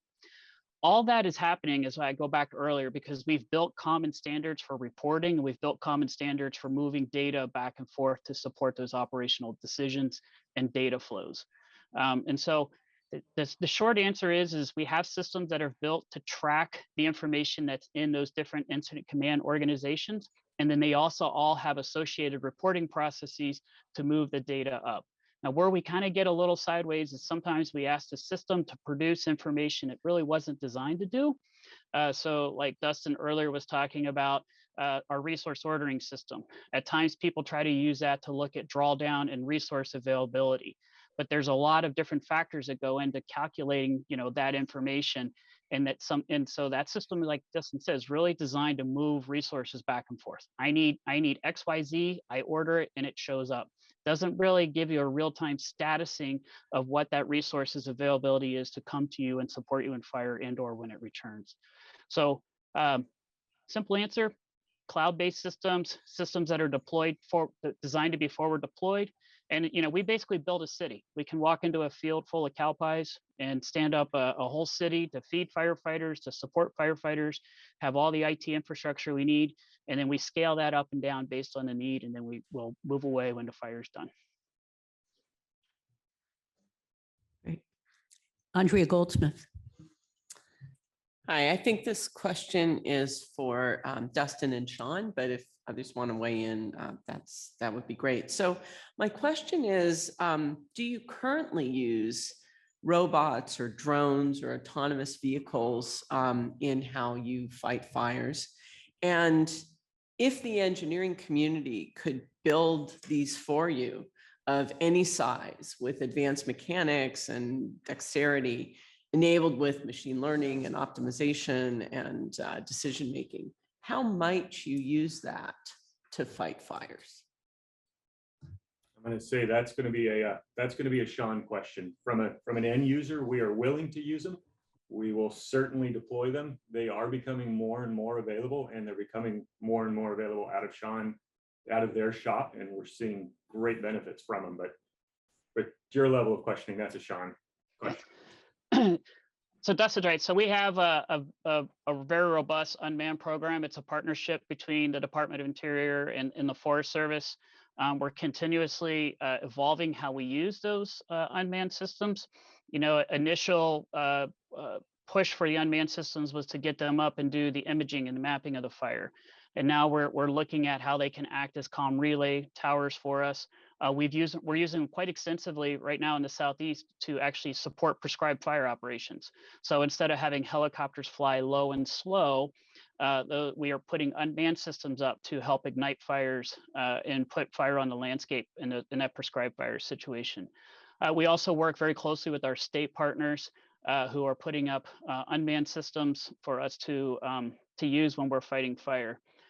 We do have a partnership with NASA right now and the FAA, but specifically with NASA, where we're evaluating a universal traffic management system, which is basically allowing us to build a real-time situational awareness airspace within the cone over top of the fire. So we can put manned and unmanned systems operating simultaneously and deconflicting with each other. I know we've also evaluated helicopters to run logistics missions. So an optionally pilot aircraft to fly supplies out to the different areas where fires where it's needed. From an operational perspective, there's all kinds of things that could be done. I know one time we had remote controlled bulldozers out there to try to do some different work, but the biggest struggle right now, especially with anything that comes off the ground, is coordinating the airspace and working. It's not only with the FAA and the deconfliction, it's the frequencies. All these things need radio communications. And as Dustin can tell you, frequencies get overwhelmed very quickly when we have a very extensive initial attack or large fire or multiple fires burning in the same area. So it's kind of two components there: one, airspace management, and two, frequency management. So Follow-up?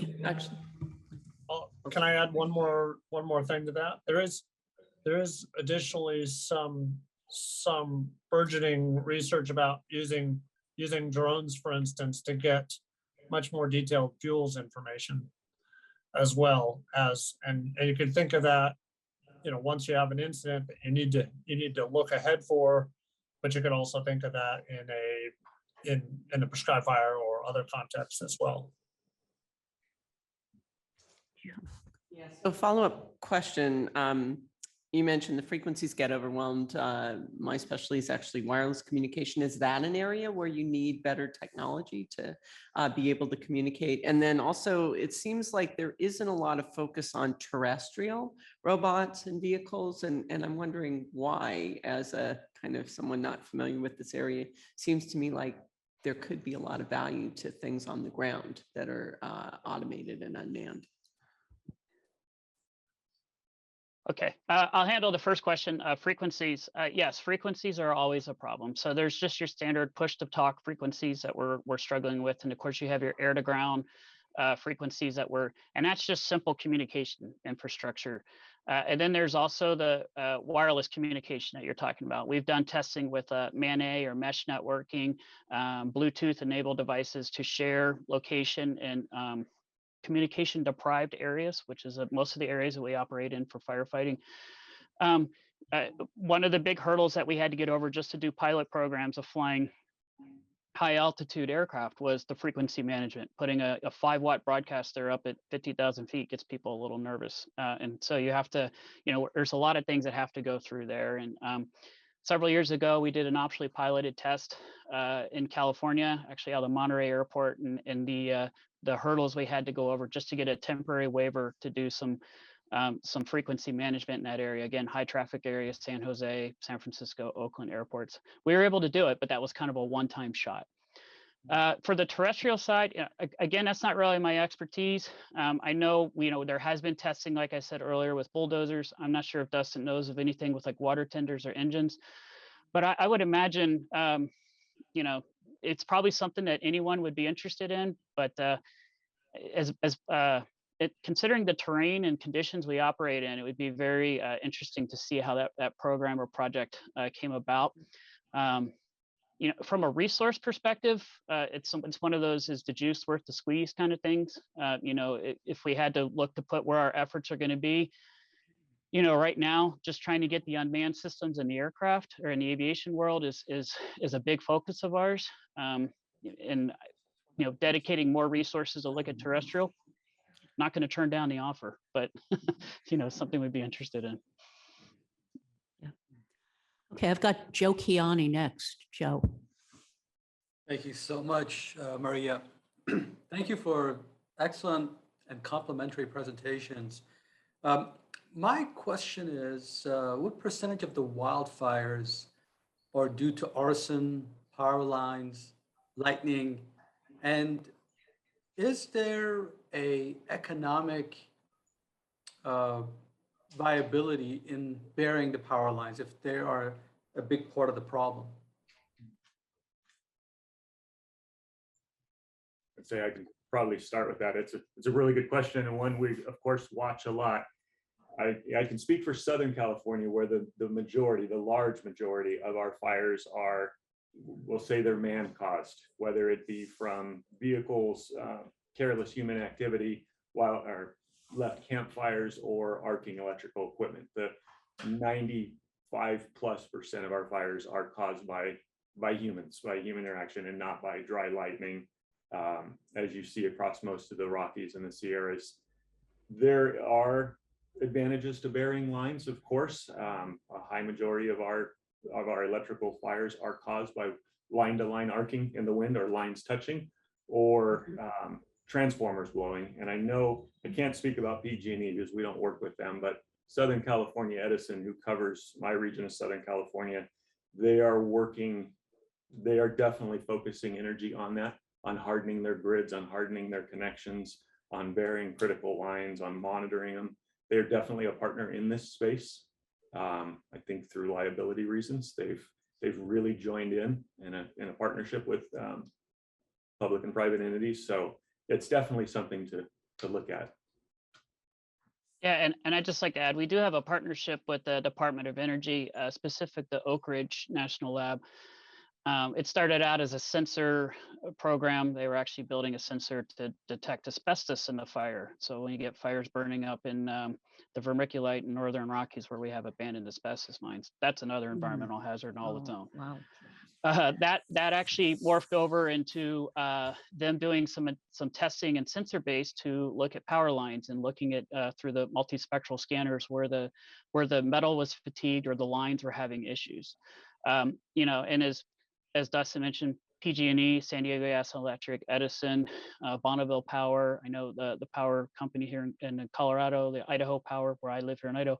All of them are very concerned about this, and all of them have taken a lot of efforts to mitigate this. And back to your earlier question about the human caused fire, I think a good way to look at that, and I think the statistic that we all like to use from Smokey Bear, is for every dollar spent on prevention saves us $2 in suppression. I'm not an economist, but those are good numbers. And so I think we could, prevention is a program that always can be looked at with our fields and mitigation of reducing the chains dragging behind trailers and things like that start fires. I'll just jump in on the Northern California. So PG&E, which has been found to be the source of various wildfires over the last few years, and obviously there's a big liability issue there. But they've announced that they're going to do undergrounding of, I think, about 10,000 miles of lines. And the part of the controversy is before the California Public Utilities Commission, and who bears those costs, right? Is it the shareholders, ratepayers? Because that's an expensive proposition, and I don't know what percentage that is of their overall infrastructure, but it is a start to that. And I think as well, most of the fires in Northern California are human caused, including ones that are not by the utilities, but just sparking incidents because people are in the forested areas, and so humans are the source of most things. Thank you. Thank you. Marvin Adams. So we know there have been a large number of very large and high intensity fires in recent years. So those things have obviously consumed a lot of fuel. And in the meantime, drought conditions and so on have created more fuel continuously. Is there more fuel now or less than 5 years ago? Not sure who that's for. And I understand that the answer is going to differ by locality, but I'm thinking across the West as a whole. I was gonna say, I'll take a stab at it, and then Dustin, I'll turn it to you, but I recently just read an article about the heat dome that went over the Pacific Northwest this year in areas that were traditionally viewed as moist temperate rainforests where we don't have a lot of wildfires. And they're already seeing tree stress and mortality in those areas just from the 110-degree plus temperatures. So we're bringing more areas into the fire regime that haven't traditionally been there. The fuels are drying at higher altitudes. So yes, we are seeing fuel loading occurring and fires burning at altitudes they traditionally haven't occurred before. Yes, we have done, we've burned a lot of acres, unfortunately, and we continue to burn a lot of acres, but we're also bringing into play other acres of areas that haven't traditionally burned. And we've seen recovery where fires go through, and I think back to a fire I was here in Idaho, 2014, where a fire had burned through in the early 90s. And at that time, we used the term it nuked it. It moonscaped the area, but there was still some dead and down. But that was enough time for the grasses and the shrub to come back, and we had a drought that summer, and that fire got into there, and it got going. There's an area there in southwest Oregon that burned in 2002, and I've been back there twice for fighting fires in that exact same area.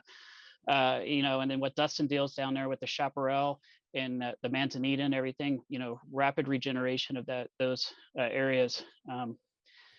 Simple answer is I don't think we've seen a reduction.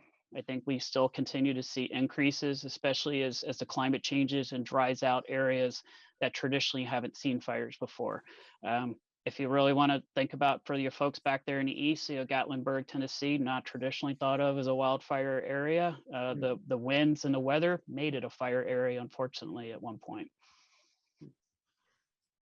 Yeah, the only thing I can add in is following in with Sean is I think because of weather changes, we're seeing more fuel beds and more fuel loads that traditionally we didn't worry about. When we're having 1,000-acre fires in a single night in January above the Bixby Bridge in Monterey, where it's normally raining, where they had just received 27 inches of rain the month before, yet because of the prolonged drying and drought, it burned. I think we're bringing in more fuel beds than we're burning. Thank you. Terry Tao. Hi, yes, my question is for Dustin. I'm wondering whether fire departments are generally receptive to embracing these sort of more modern data-driven fire modeling platforms, I guess. I'm thinking an analogy with crime fighting and police departments. I think police departments only embraced sort of data-driven crime mapping and crime modeling because there was a very high-profile experiment in the 90s with the NYPD, which introduced these things, and it simultaneously a very dramatic drop in the crime rate. And that sort of, I think, spurred a lot of other police departments to copy that approach.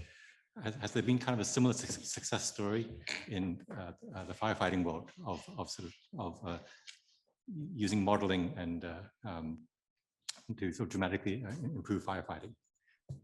That's a really good question, and I'll say yes. And much like the police department and the experiments you mentioned, it's been a cultural shift. We've seen the information become available, and we've seen when it is available and when it can be used, how useful it can be. And as Sean was describing, we have a very militaristic approach to firefighting through incident command, through the way we set it up, the way we command and control resources, and the command structure is embracing technology and willing to use it and trying to use it and is really hungry to use it. And we use that technology then to deploy the mass majority of the resources on the ground, or the boots on the ground. And I have found that our most traditional boots on the ground tool digging crews are readily accepting drones and aerial resources and technology faster than we can get it to them. Yeah, I was just going to add, I did a quick detail on the Reading hotshots this year. By far the oldest guy out there. And every firefighter on the crew had a smart device with them. Every firefighter on the crew was checking the weather, checking the situation, embracing the technology. So we've got a huge cultural shift going on. Great. John DeBerry. Thanks. I had two questions that sort of span this range from detection to response and suppression. So on the detection side, Sean, you showed the Fire Guard program as one of the success stories there. I wanted you to give us some sense of things that you can't get from that Firefly Fire Guard program, this overhead perspective on the fires, anything it's missing. And then at the other end of the spectrum, and this kind of connects to Terry's question a moment ago, I wondered for the boots on the ground, how much of the barrier is Wi-Fi or GPS or other physical ability to get the information, and how much of it is them being so consumed with fighting the fire that they wouldn't be able to use that kind of data because their attention is occupied by fighting a fire? That's a great question. So yeah, the Fire Guard, last year was our first operational period of that operation nationwide of the program. Highly successful, but it like everything else, it has its limitations. I'm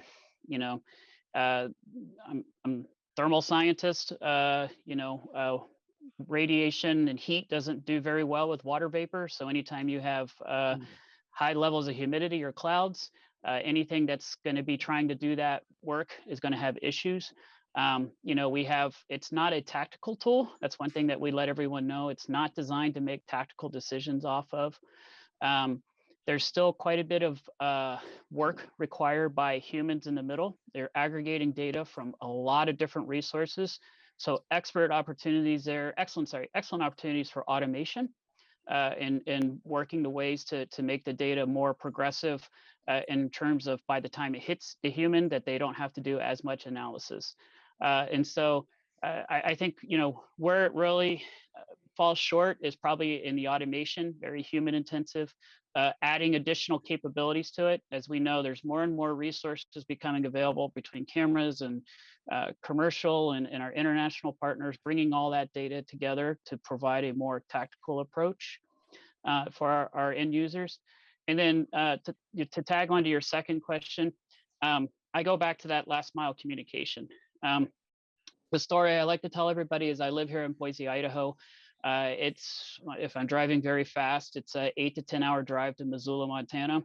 And there's a lot of forest between here and there. And that total time, I have about 45 minutes of LTE connection. And there's a lot of values at risk between here and there. And so we have very large swaths of the country that don't have even 3G capability to be able to get information pushed out to our firefighters. I fought fire in Florida, the Apalachicola and the Panhandle of Florida. Yeah, it's flat, but you have very dense canopy, and those cell phone signals aren't penetrating that very well. So getting information out to the boots on the ground, that's a huge problem of ours. And so kind of back to my presentation, we can put together all the monitoring and detection technologies out there.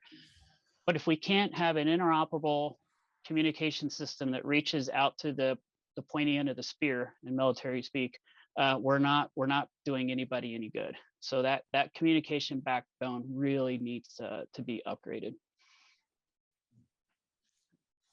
Maybe just a quick follow-up. I would have assumed, I guess, in the military that this is a challenge that's been faced, fighting wars overseas in remote locations. So is there a reason we haven't been able to leverage some of that technology? That's a great question, and we're starting to. So we have been looking at some of the different persistent systems and Silvus and some of those other radios that the military uses. To be brutally honest, it's interoperability and cost. Military, they go out and they can set like I said earlier, a mil spec or a standard that says that your systems will communicate this way, and they go out and procure that and make that work. We have to do that in the wildfire community. And so being able to hop between different, S-band, C-band frequencies, things like that, and then providing the programmatic and funding support to do that. We have been in touch with the Blue Force Tracking Program out on Northcom for quite some time. Excellent group of people to work with. And they're awesome because they're like, don't do this. We made that mistake. And so we're like, great, thank you for the input. And so we're trying to move forward with that. That technology is just making it into our space, but it's expensive. And it has to be interoperable across the programs. If I went out and I think Dustin touched on it earlier, they rely heavily on mutual aid. And so when those mutual aid programs and engines and folks come into their area, they have to make sure that those radios and tracking devices and everything are operating in the same spectrum so they can communicate with each other.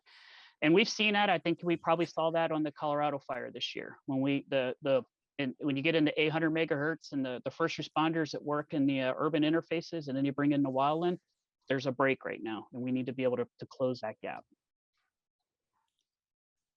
Okay, we've got 5 minutes left and 3 questions. So phrase your questions and answers accordingly. Steve Picali, you're up first.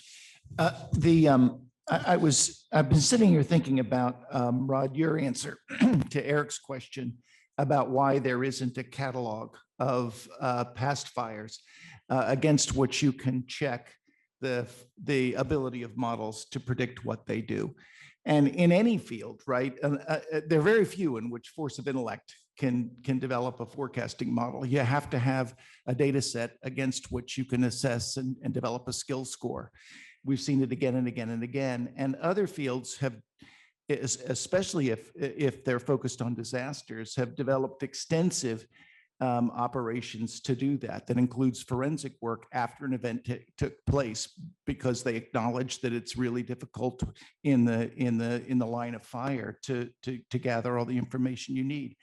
Here's the question: has anybody even proposed the system inside the government that would collect that information so that we ultimately will be able to have firefighters looking at their phone and seeing where the fire is likely to go? I can answer a piece of that. I can't speak for it nationally, but in the state of California, we have a standard data collection and mapping system. We send all the information and data is tracked through CAL FIRE, and then we do use it for modeling. They are using it through the Wildfire program that Rod showed. How old it is and how deep it is, I can't give you that answer. We've been doing it as long as I've been involved in tracking it, but that, how far that goes back, I'm not sure how useful that is in that world. Okay, Dan Arvizu. Thank you. Thank you for a very stimulating set of presentations. Question I have has really to do, and maybe it's for Deborah. It was inspired by your comments regarding the fuel management discussion, and specifically having spent a lot of time in Colorado and watching forests begin to change in terms of beetle kill and a number of other environmental impacts that are driven by climate. How does that change the strategy, the long-term strategy of approach to fire mitigation techniques, especially as it relates to fuel management, especially in the vast management areas of the higher country in the Rockies in particular?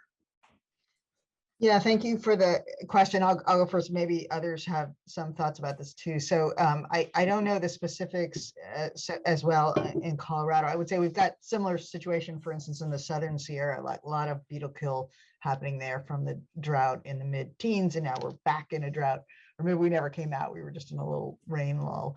But one of the and this goes back to an earlier question. The figure I've seen is that just in California there, and we've had some pretty large fires in the last few years, and still there's something like 4 million acres of potentially, more than that, but of identified vulnerable forested areas, right? And so what do and getting fire on the landscape will in some cases reduce the fire risk in the future, but do we let these big fires burn?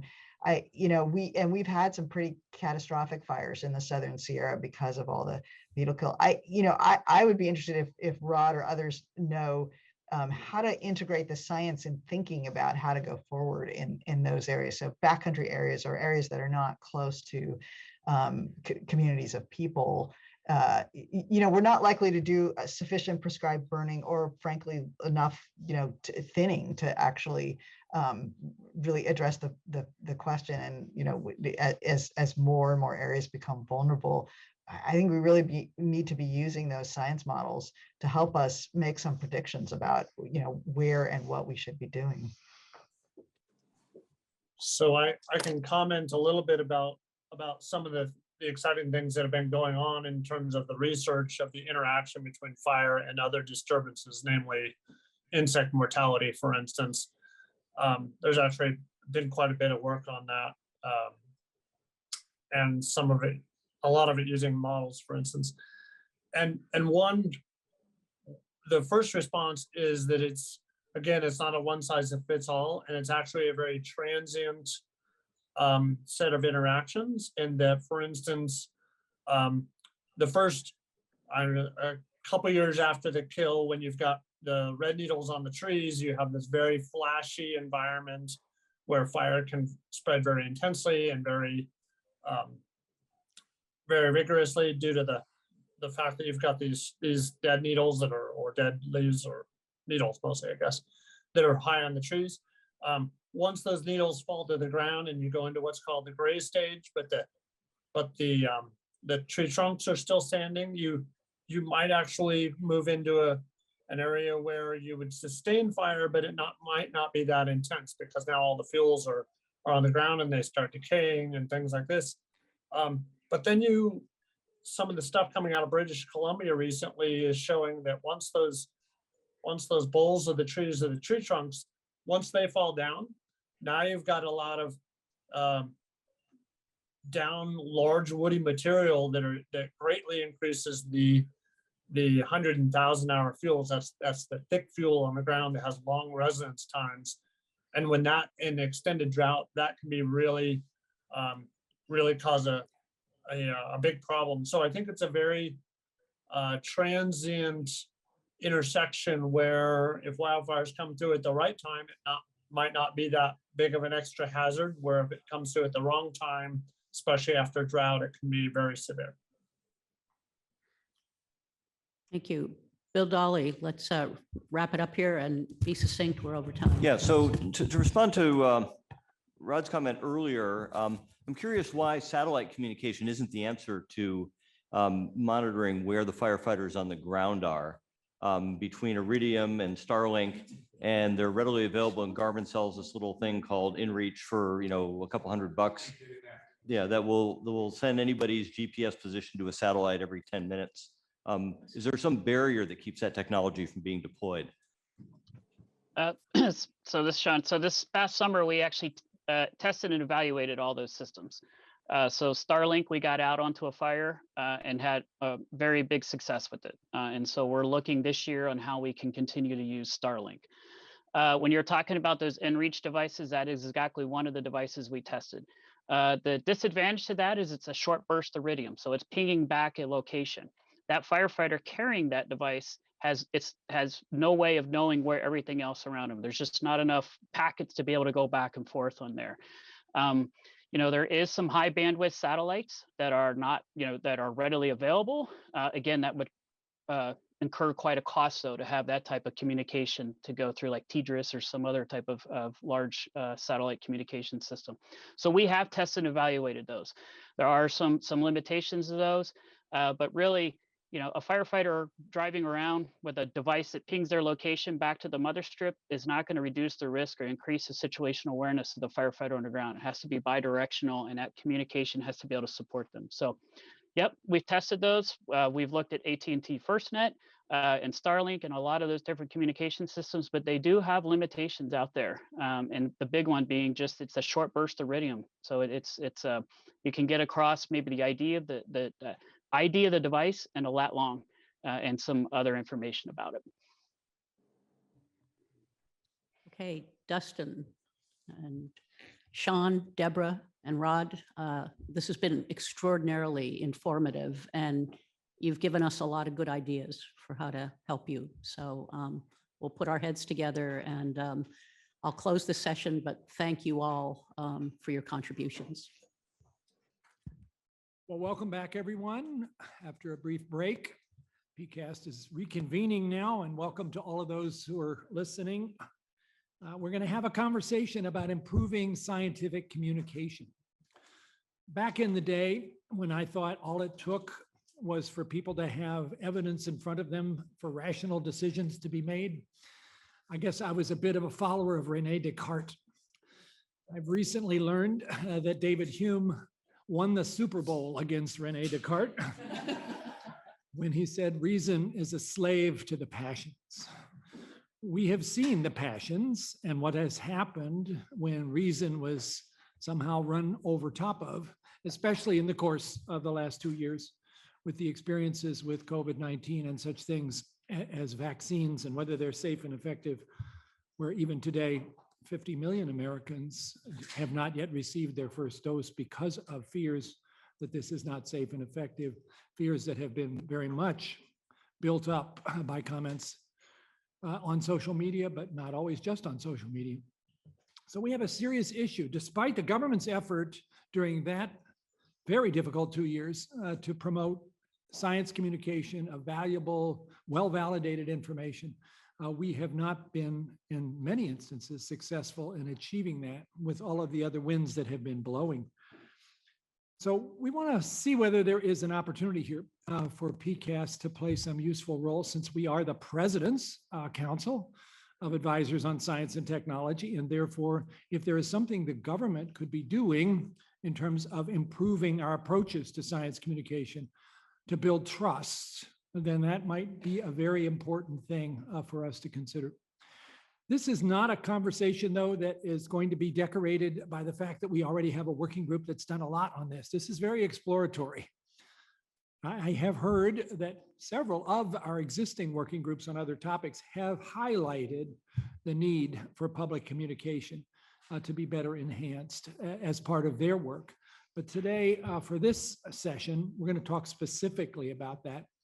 And again, specifically about whether there are things government could be doing to make this more effective in building trust and conveying information, and also conveying important issues like the fact that science evolves and that there has to be uncertainty built into almost everything that we conclude scientifically, and we need to somehow be sure that is understood as well.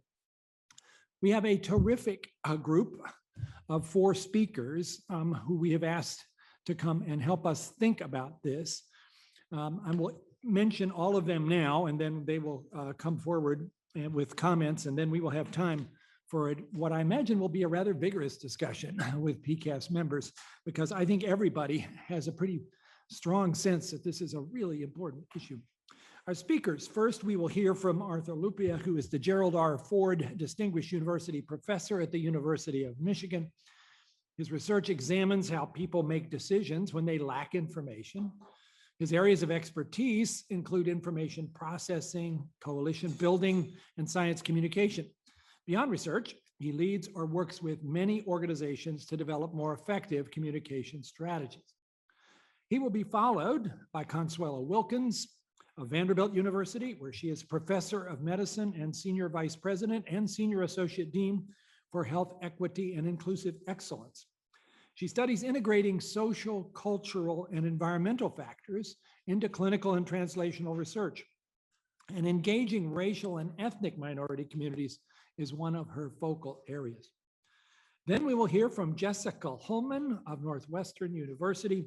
She is the Jeannie Rometty Associate Professor of Computer Science at Northwestern University.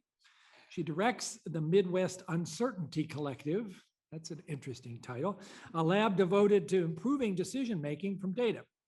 Her research looks at how to design, evaluate, coordinate, and think about visual representations of data for inference and decision-making.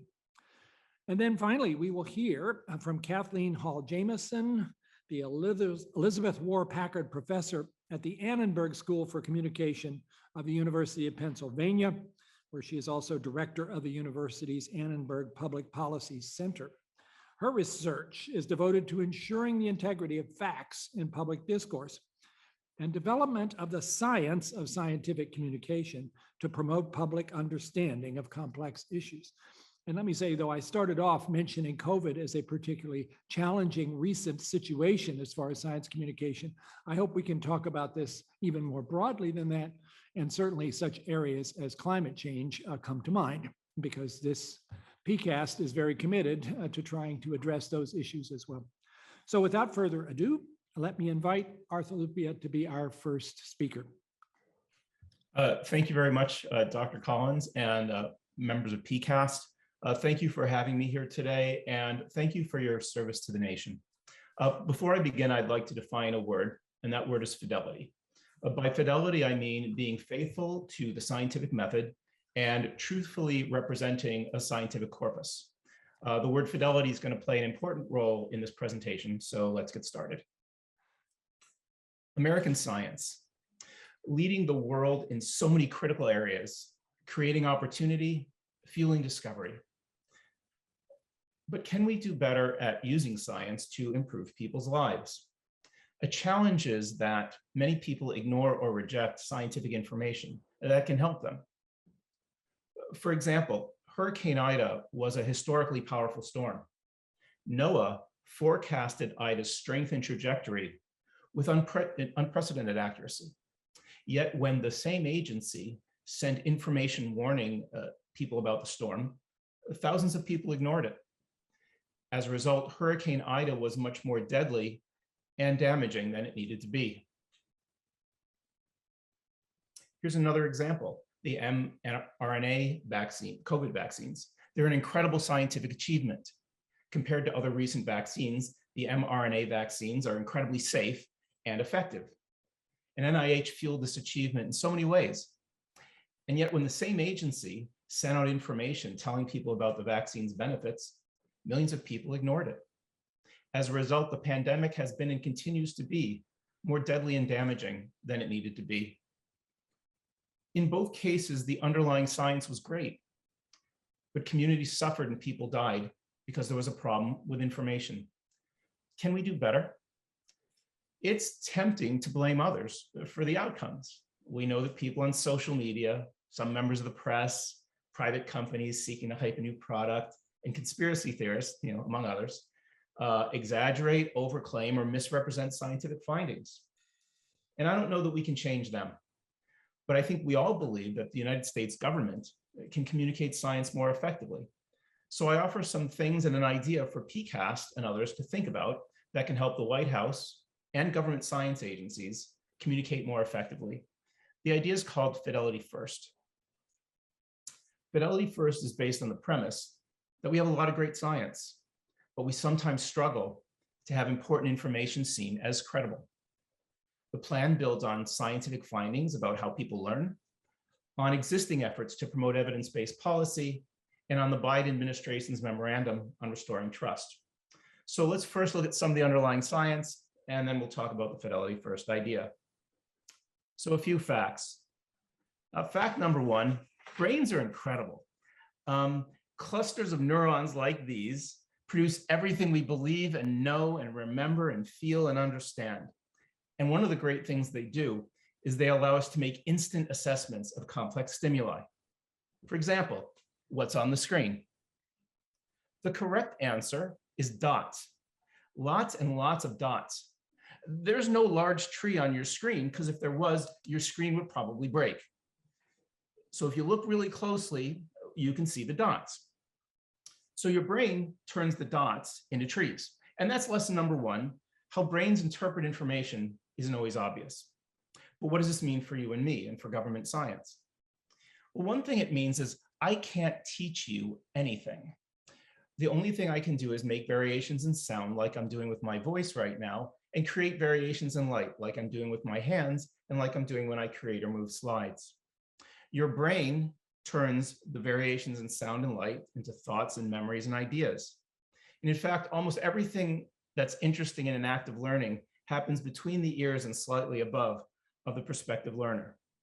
So given this and other things that we know about brains, how can we present information in ways that increase the probability of people paying attention to it? Well, it turns out this is hard to do. As studies on human attentive capacity shows, that we don't have much of it. All right, so I'm going to show you a couple of findings, and I'm happy to unpack them a little later. A very limited capacity. If you pay attention to something, it goes away almost immediately. And the other thing is there's competition. So I'm going to summarize what you're seeing on the screen. There's some citations too, but imagine for a second, and if you're a neuroscientist who studies attention, you're not included. Imagine for a moment what you think human attentive capacity is. Now, what I ask you to do is divide that quantity by a large number, and you're now closer to actual human attentive capacity. All right, so that's where we're starting. And the other thing to know is with this limited capacity, competition is fierce. There are so many things competing for our attention. So for example, if you put scientific information on the internet, it's competing with Beyonce, who's awesome. It's competing with the Super Bowl. It's competing with whatever this game is down here, words, people like it, and cat videos, which are adorable. We were dropped in the universe where every time we put scientific information on the internet, everybody we send it to is one click away from the things you see on the screen and millions of other diversions. That's our universe. So how do we help scientific information win battles for attention? And to make a long story short, it should have 3 characteristics. 1, the information should, as much as possible, have immediate relevance to a person's core concerns. That's what wins battles for attention. So if you think about, what do you think about when you're going to sleep at night, or when you're just waking up, or when you look into the eyes of your child and you sort of understand what's really important? Information that connects to thoughts and feelings like that are more likely to prevail over the competition. Second, consistent with values. As Dr. Collins said, we might like to believe that information is processed rationally, but in fact, the first way that we react to information is almost like a fight or flight response. Does it threaten me, in which case I often try to distance myself from it, or does it empower me, in which case I try to lean in? In fact, the modal response to information is emotional first, and only rarely do we think about it. And so that's key when we're providing scientific information. And then finally, actionable. When I can convey and I love abstractions, my background is in math, but when I can convey a math idea and tie it to action, it motivates people to think about it harder and remember more about it. So attention really matters, but attention without credibility doesn't get us very far. Justin Bieber gets a lot of attention, but he has no credibility when it comes to science. So how does the US government increase its credibility in providing scientific information? So the great thing about credibility is there's research on it. And I want to show you 3 central findings from the literature.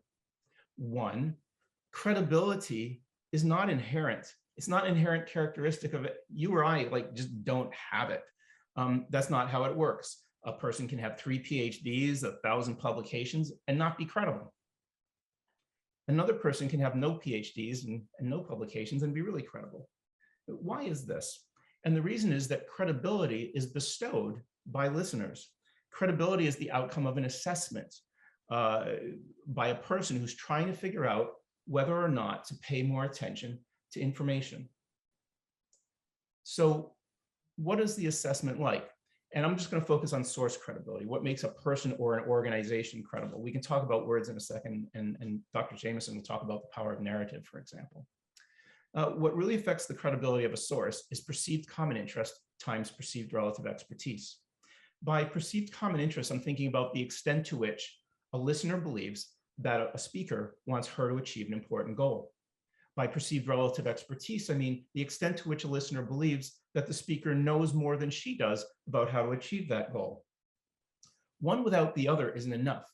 If I think we have common interests, but you don't have relative expertise, there's no reason for me to base what I do on what you say. And if I think that you don't want me to achieve my goals, then the whole question of trusting you comes into play. So a key part of this dynamic, our perceptions are the key. If I actually have expertise, but you perceive that I don't, your perception is what carries the day and whether you assess me as credible. Here's some citations and I can pack some things later. But the question is, what do we do about it? And that's where fidelity is going to come in. Because if you present yourself, here's a challenge that we have in government. If you present yourself as having certain values or expertise, and then people see that you don't, your credibility will take a hit. So I'm going to show you one example. I'm going to offer more bipartisan examples later, but this one makes the problem easy to see. This is Sharpiegate. NOAA provided an image reflecting a science-based estimate of a storm's trajectory. someone, and I don't know who it was, altered the image. You can see the little black line up there over in Alabama, altered the image in a way that reduced its fidelity to the science. The previous administration then presented the altered image to the public. This type of thing doesn't help your credibility. So how would we build, rebuild, or increase credibility about United States government claims about scientific research? So one place to start is the idea of evidence-based policy. Now, what's fascinating about this phrase is it's not evidence is policy or evidence equals policy. It's evidence-based policy, right? So here, evidence contributes to policy, evidence informs policy, but evidence isn't sufficient for policy. Policy also reflects people's values and preferences and moral and ethical concerns and trade-offs between different types of interests and so much more. Policy without evidence leads to inefficiencies and lost opportunities. Policy without these other factors in orange really have a hard time reflecting what people need and you know, the things that are most important to them. So we need both. How do we build credibility in an evidence-based policy context? And so here's where we can get some insight. Because in the same way that evidence and policy aren't the same, science and science-based policy recommendations are not the same. And not knowing the difference can lead to big problems for science credibility. And I'd like to point that out by just showing you a simple analogy. There's a farmer and she wants a chicken to bring home to lay some eggs. So the farmer walks up to a stand at the market and there's an expert working at one of these stands and there's a big sign over the expert that says chicken. So the farmer walks up to the expert and says, "I'd like a chicken, please." And the expert fumbles around a little bit and presents a bowl of chicken soup. Now, as you know, a chicken soup has chicken in it, but it has other things in it too, like broth and carrots and stuff like that. So the farmer looks at him and you know, "What are you doing?" And the expert says, "Well, don't worry, it has chicken in it." And the farmer says, "Yes, but what I need is a chicken." And the expert says, "Well, the chicken soup is better for you. You should take it." So the farmer walks off. And the next time the farmer needs a chicken, or maybe a lot of other things, they're probably not going to go to the expert. Moreover, if the expert later says something like, "Hey, this time it's a chicken," the farmer's not going to believe them. And the problem with a lot of science communication today is that, including some that comes from government, is a lot of really well-intentioned people confuse chicken and chicken soup. Sharpie Gate is one example, but I want to give you some others now that hit a little closer to home. Okay, so here we have, you know, the chicken here is a scientific finding, it's the science, we have some other things, and it leads to a claim. So here's an example. Scientific research shows that human industrial activity is very likely the cause of increased CO2 in our environment. Increased CO2 has many effects, including changing where water is, and changing where water is can have really big influences on where people live and grow food. Some people, in advocating for energy or environmental policies, tell other people to take an action because it follows the science. And there's some science in these claims, but there's other stuff too, like ethical and moral perspectives about how to think about the future. We see a similar dynamic with vaccines, right? Some people, in advocating for vaccines, tell other people to get vaccinated because it follows the science. And there's great science underlying this advocacy. When you tell people to take a vaccine, there's other stuff in it too, like ethical and moral differences in how individuals balance freedom and responsibility. Really important topics, but not science. In this case, there's more chicken in the soup. So when research practices are excellent, even when researchers follow all the principles articulated in the Biden memo on restoring trust, confounding chicken and chicken soup in government science communications can mislead people about the true meaning of a scientific study and cause them not to trust scientific claims in the future. How can we do better? And the idea is fidelity first. If we want American science to provide as much value to as many Americans as possible, we have to deliver information in ways that earn credibility. And so here's the basic idea. All science-related United States government communications must meet the highest possible standards of fidelity to the underlying empirical and theoretical corpus. Now, what would this look like? Because I'm thinking about it in terms of guidance that the White House or OSTP or your group might give to agencies. So here's a template. Think of a claim. For claims that are about scientific research and not about policy implications, statements should be of the form, study A produced finding B. So for example, the mRNA COVID vaccine clinical trials showed B. So that's a statement you could make. that's differentiated from a different type of statement, which is for claims that involve scientific content, but are not solely about scientific research, such as a recommendation. So in that case, a fidelity first template would give you our values are X, research shows Y, and based on X and Y, we recommend Z.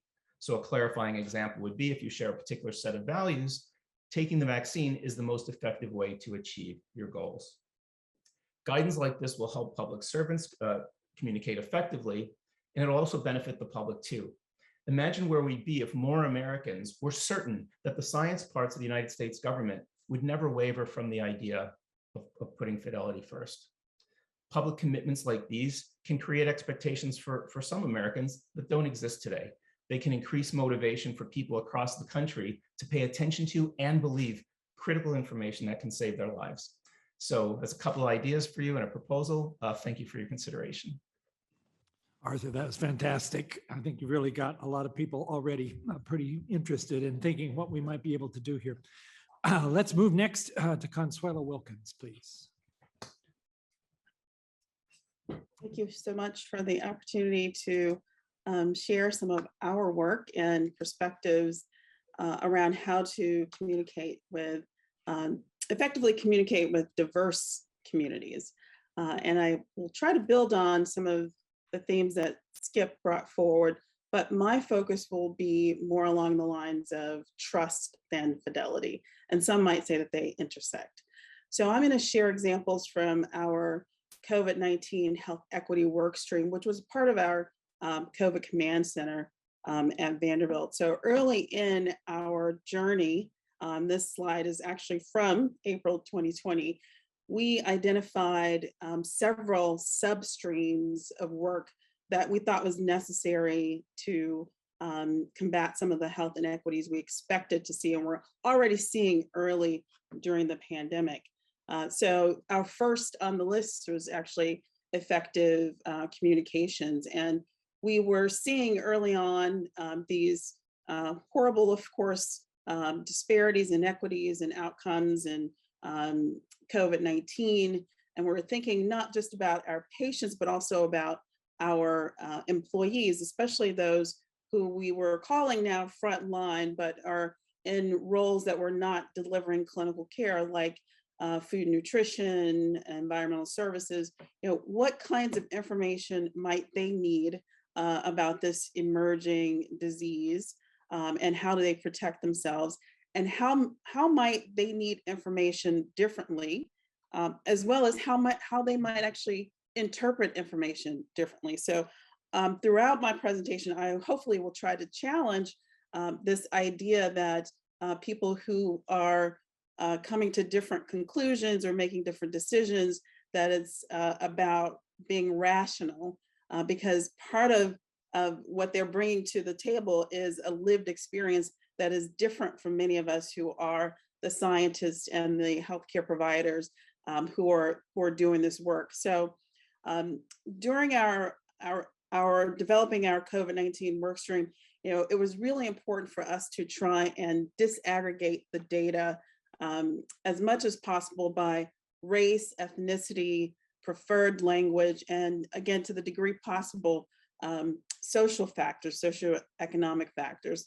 So here is a map of Nashville. This is outline of Nashville, and this green area here in Southeast Nashville is the zip code that had the highest number of cases in Nashville early on. And you can see here this zip code 37013, Antioch, has higher percentage of the population in this community is African American, Hispanic, or Latino. They were more likely to speak a language other than English at home, more likely to be born outside of the United States, actually more likely to be working, though earning less. So we might have draw some conclusions about the kinds of work they were doing. So the population that we're seeing who's most impacted by COVID-19 is different than the Nashville metropolitan area. So if we're going to actually get information to this population of people to protect themselves, to get tested early on, and then eventually to get vaccinated, we needed to think about how we message them differently. And this is just another graph of how we've been tracking this data all along and continue to do so. And I point this out because if we take the view that everyone is going to consume this information the same way, when their experiences within their communities are different, then we're missing a much bigger picture here. And so this is, again, data that we continue to track in our command center and disaggregate by race, ethnicity, as well as preferred language. So early on during that time, when we were seeing this huge spike in people with COVID-19, we also saw that there was a community of people who were Nepali speaking. And in that group of people, you can see here, they still have a very high percentage of within group positivity, even though it's a relatively small community of people in Nashville. So if we're trying to reach them, we need to not only have information available in languages, in the language that they speak, but also we need to understand the culture and some of the barriers to accessing care, as well as accepting and believing health information, especially when the science doesn't seem to represent them or reflect them. So some of the early strategies we used were really depending and relying on these long-standing community partnerships and long-standing community relationships that we had, including partnering with community organizations like El Mahaba and the National Health Disparities Coalition and Conexion Americas to really deliver information about COVID-19 outside of the healthcare setting. And so our approach to this was really not to say, hey, we at Vanderbilt know everything. We're just going to translate this information and distribute it. We actually went to community organizations and said, how best do you think we can help and support you? What information can we provide so that you can actually communicate it effectively to your communities? And of course, in a time where we're virtual, how do we do that best? And how do we leverage resources and access and tools that we have to support you? So we were actually relatively successful early on in delivering this content. And you can see these are actually all Facebook Live events that were archived and could later be accessed, where we had people speaking other languages, the languages preferred by the community, being able to answer questions. We created frequently asked questions, brochures in response to the questions that came about. But really, we needed to leverage these community voices and community partners to deliver this information. And they were doing so at a time where many of these community organizations had lost a lot of their funding. So they had very little resources. We were trying to support them. They had lost fundraising, their traditional ways of fundraising, and they really didn't have a lot of resources to do this work. Now, I want to switch just briefly to talk about the data that we started to get about COVID-19 vaccines. So yes, a lot of excitement about the many different ways that the scientific community came together to do these clinical studies quickly.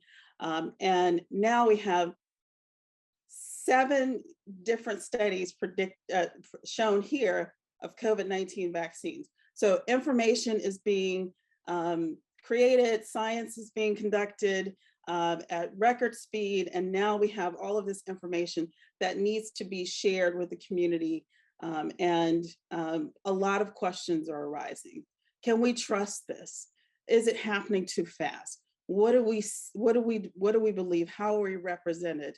But let's just stay with the facts. Let's just presume that we can get people to believe that this is done in a rigorous, controlled way, that there are no ethical, violations. Like let's take all of that off the table and let's say, here's the information that we see in front of us: 95% efficacy in the Pfizer BioNTech and 94% in the Moderna studies. Let's everyone get in line. Well, not everyone is going to interpret that information the same way.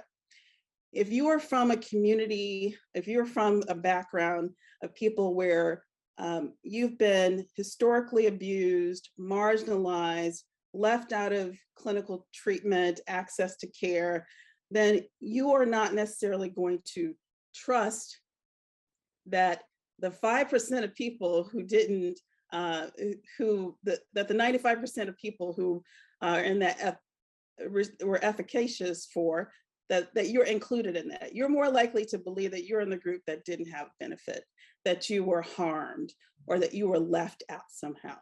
So this is data actually from our group where we have been doing for the last couple of years, creating a new tool to measure trust in research. And it's specifically intended to assess trust in individuals who've been marginalized and minoritized, or from those groups.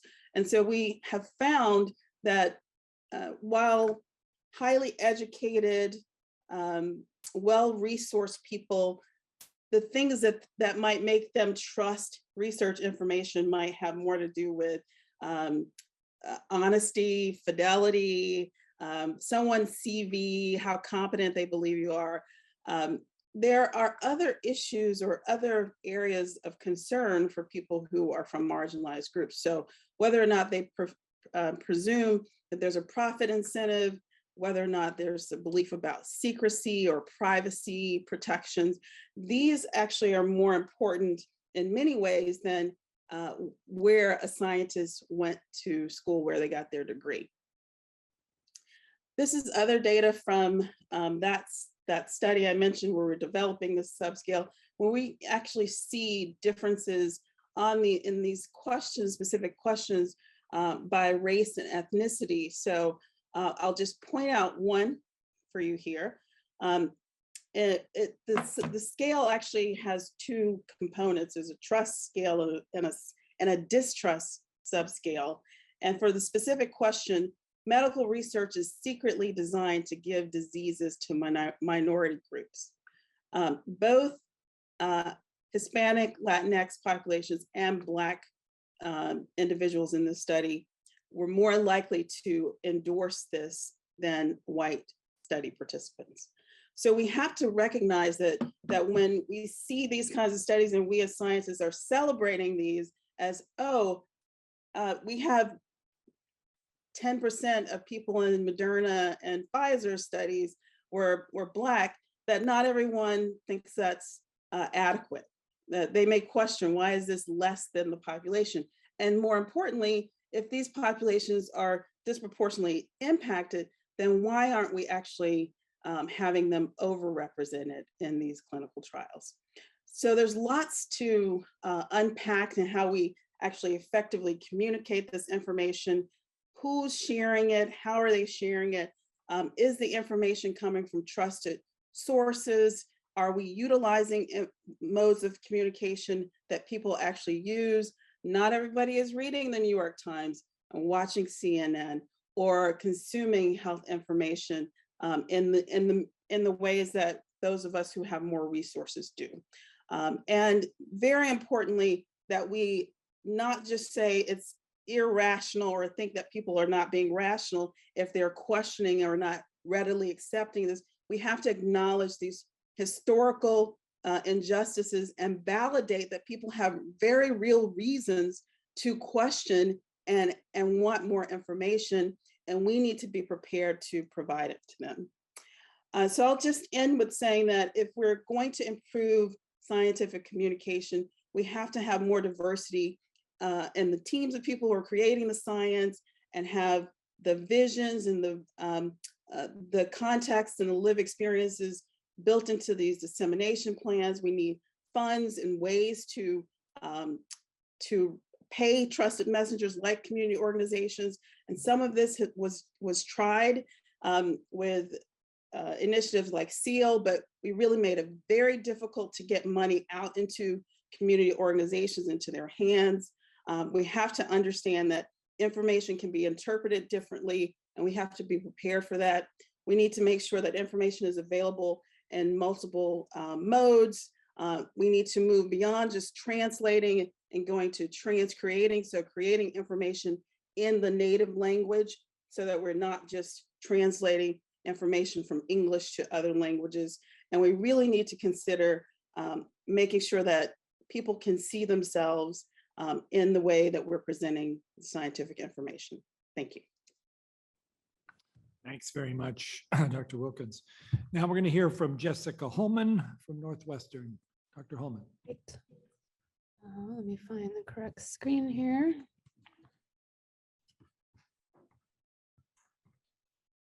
See if this works.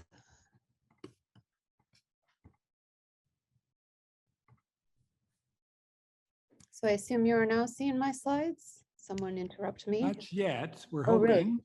Oh dear. I am screen sharing. Let me, do you see my PowerPoint? We're looking like a directory of Jessica, we see a files. directory of files. Interesting. Let me try to stop sharing. That's odd. Shut that. I'll try. Let's try that again.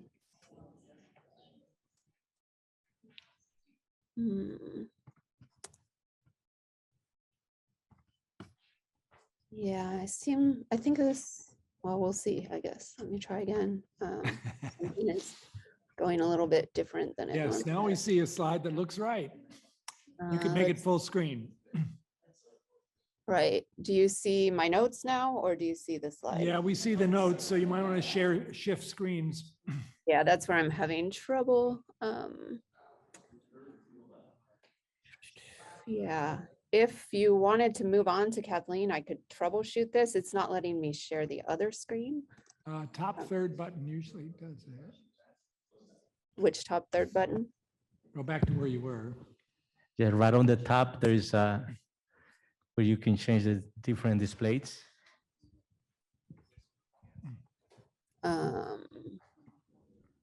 What are you guys seeing right now? Just you. We're not seeing your screen Oh, anymore. okay. Yeah, let me share a screen and then let's try one more time. I think it's not recognizing my other display. So let me actually, probably a quicker way would be to go into this. Displays.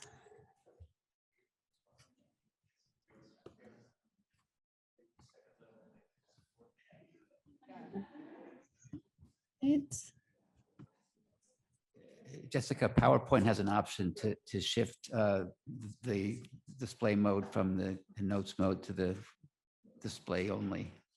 Third Okay. from the left on top there in PowerPoint itself. Okay, let me try that. I was asked to provide second level Microsoft support just now. You I'm have actually the at entire Microsoft brain doing power this of PCAST presentation behind as this well. problem. So where is this button though? Swap displays, I see. Is that any better? We're not seeing your screen. You got to share again. Oh, It's not sorry. being shared Okay. yet. Let me try this again. So sorry. Try sharing that and then swap displays is in PowerPoint, you said. After I. Yes. You got it. Good. Okay, perfect. Are you seeing yourselves as well? Should I move the Zoom video? Just the slides now. Okay, you're It's fine. perfect. Okay. So sorry We're about good. that. It might look like I'm looking up now, but we'll just go with it. We'll forgive you. Thank you. Please Sorry proceed. again. Thank you. So I want to thank the committee for inviting me to share my perspective, and I want to thank the other speakers for making important points about attention, credibility, considering the needs of diverse audiences. These points will also apply to what I speak about. However, I'll focus now on current practices in many government organizations around presenting data-driven science that suppress uncertainty in favor of point estimates. I'm going to call this conventional certitude, and I'm going to argue that this puts public trust in science at risk. So to make conventional certitude concrete, I want to start with an ongoing debate around the US Census Bureau's decision to update how they protect the confidentiality of individuals who contribute data. In 2020, the Bureau introduced a new disclosure avoidance system based in a technique from privacy research called differential privacy. And the Bureau made this switch because advances in computer science research showed that previous methods for suppressing individually identifying information were not enough, and in particular were resulting in estimates for marginalized groups that were disproportionately affected. So when the science advanced and privacy researchers identified a stronger set of approaches that add calibrated amounts of noise to data to protect privacy more efficiently, the census decided to make the switch. What they did not expect, however, is a wave of backlash as stakeholders were faced suddenly with this idea that the census is intentionally adding noise to their data. The state of Alabama even sued the Bureau, although the suit has since been dropped. And what's ironic here is that we know from analyses that there's little evidence to suggest that the data is overall much less useful than it was before. We're not talking about any big qualitative changes between the old systems for noising and the new system. But what did change with the new system is that suddenly many had to grapple with the fact that the census is intentionally noising data. They did not realize this was going on before. And so they had to suddenly reconcile with the fact that census data is not perfectly precise. And, you know, there is backlash that maybe seems unexpected, but at the same time, it's hard to blame many stakeholders, including members of the public, because after all, the Bureau had been engaging in practices for many years to imply that the data is precise, despite the fact that analysts at the Bureau, of course, know that these estimates are produced by a complex pipeline that is subject to many sources of uncertainty. Instead, we see, you know, population estimates up to the very top level US population presented to the single digit. And so, you know, the public is now forced to grapple with this. We see a lot of debate. And this, I would argue, is partially a result of what I'll call conventional certitude. We have members of the public buying into the fact that government estimates and estimates from scientific research are more precise than they are. Conventional certitude is not unique to the Census Bureau. Many estimates that feed directly into policy are presented without attempts to quantify what are often significant amounts of uncertainty. For example, the CBO's cost estimates provide information to Congress to use in making new legislation that will affect the budget.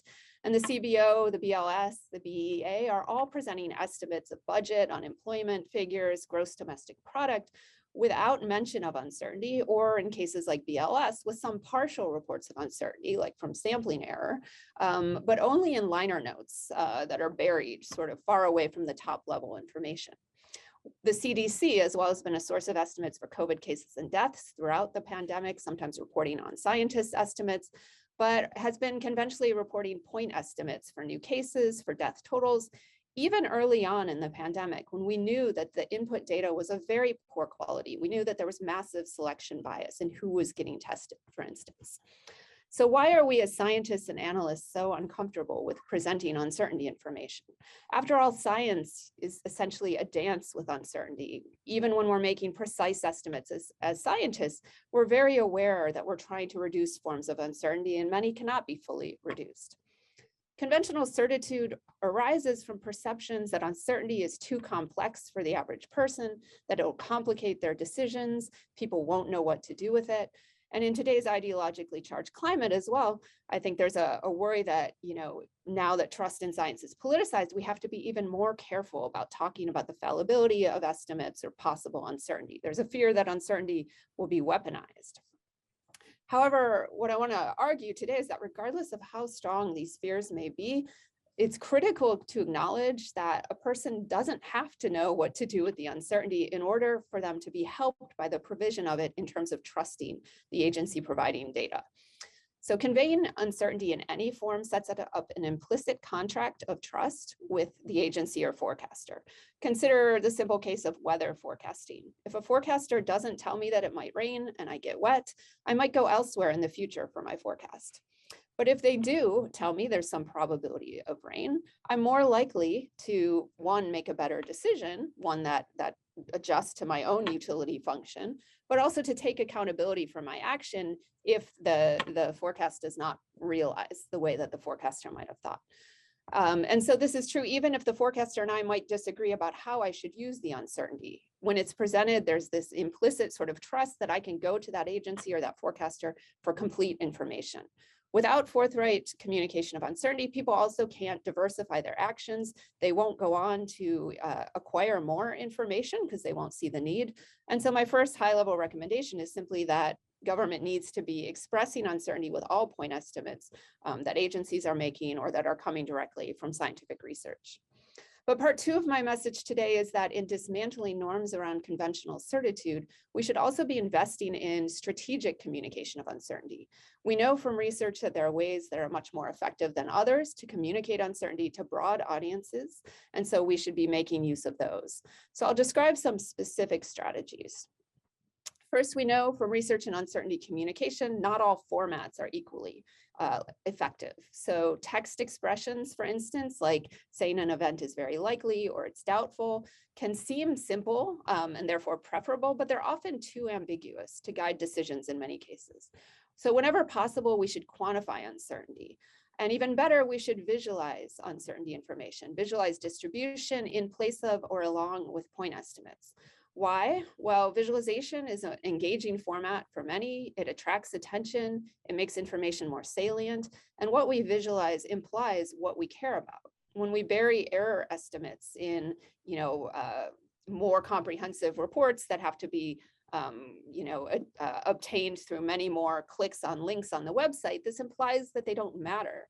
And this is where trust gets lost when science ends up not being perfectly precise, as it never is. One trick promoted by cognitive psychologists that appears to improve reasoning about probability is frequency framing. Consider a classic problem like the mammography problem, where we want to identify the probability that some individual who's tested positive for some disease actually has the disease. This is analogous to the sorts of decisions people are trying to make, about COVID and test and positive rates. So the base rate must be combined with information on the true positive rate of the test or the false positive rate. And presenting this information in visuals, in particular icon arrays, has been found in medical research to improve people's ability to do things like factor in the base rate appropriately. Often we also see relative risks early on in the COVID pandemic, for instance. There were a lot of numbers flying around in terms of relative risk ratios, like if you're in a certain age group, you're 97 times more likely to die from COVID.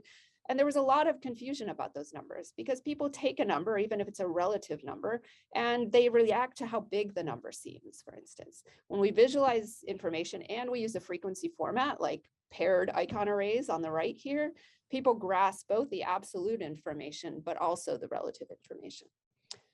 When we wish to express uncertainty in continuous values, we can also use frequency formats. Error bars are probably the most common way of expressing uncertainty, but we know from research that many tend to misinterpret what they mean. We found in our own research that conveying uncertainty in frequency formats can help people reason about the fact that probability actually means multiple possible outcomes could occur at different rates. There may be cases where numerical data is supplemented with scenarios or stories in order to engage members of the public more. For example, we might want to present information about new tax laws under consideration by describing how different households will be affected by the laws. And even in these situations where we want to use non-traditional formats like stories, it's important that we still convey distribution. We can carefully signal, for instance, how representative different anecdotes that we want to convey or different stories that we want to convey are. So we can say, here's something that we see a lot, and then describe a particular family and how they'll be affected by this new tax law. And here's something that we sometimes see for a slightly rarer type of event, but one that's still got moderate probability. And finally, when there are rare cases, but we still want to get people to think about them because, for instance, they would have large implications or large stakes, we can signal that explicitly as well. Of course, in adopting greater use of visualization and frequency to convey uncertainty in data-driven science, as Consuela made clear, we have to acknowledge that one-size strategies do not fit all, and they often don't work. And many government agencies like the CDC are already providing information at different levels of resolution, from high-level figures on the websites to linked reports or slideshows available for those who want to dig deeper. But in doing this, in layering information or tailoring, it's critical to acknowledge that we have to integrate uncertainty in all of the layers here, or in the communications for all of the different stakeholder groups. Otherwise, the majority of members of the public receiving the information may go without being aware of the uncertainty. So government agencies here could take a lesson from data journalists, for instance, those who create displays for election forecasts. In 538, for instance, in 2016, was presenting their top level election forecast in a way that led many to, they believe, simply round the information. So they gave probability information at the top level. People didn't quite know what to do with the probability, and so potentially they rounded up and they just assumed, well, Clinton will win. But notice how in 2020, 538 has drastically changed this strategy so that it's very hard to just get the point estimate and do something like roundup. Now they're using a grid of maps colored to show the probability of a Biden win. They're using terms like Biden is favored to win the election rather than giving you a specific probability. And this is designed to, and really can help someone who consults the forecast to internalize the idea that the point estimate is not the truth, that there is uncertainty there. Another place where government communication of estimates must be improved is in more forthright acknowledgement of transitory uncertainty, the fact that depending on where we are in time, we can expect to have less complete information. Unacknowledged transitory uncertainty affects a number of government agencies that make revisions to their estimates over time. For instance, the BEA is regularly revising their estimates of GDP, but they're not reporting the estimates even as intervals, even though, you know, these revisions that they periodically make can have can be large. They can, you know, occur at times when policy decisions must be made, such as early in recessions or early in a pandemic. And measuring transitory uncertainty can be straightforward for such agencies, particularly if they make certain assumptions, like the revision process is stationary in time. So it's important that we start to see revisions, and the Bank of England fan chart here is an excellent example where even the past observed data is shown with an uncertainty band to signify that we might go back and revise this when we get new data.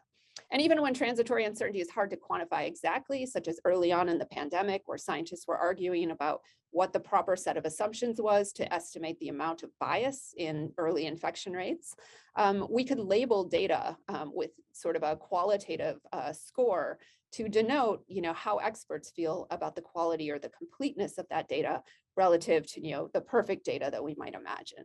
This could convey to someone enough information that they could be, you know, be anticipating that they should update their beliefs as more information comes in, which is generally hard for many people to do. A powerful way to show uncertainty is also simply to be honest about how things went in the past. Many agencies, such as the Congressional Budget Office, the BEA, have all the necessary information to calculate the error rate of past forecasts.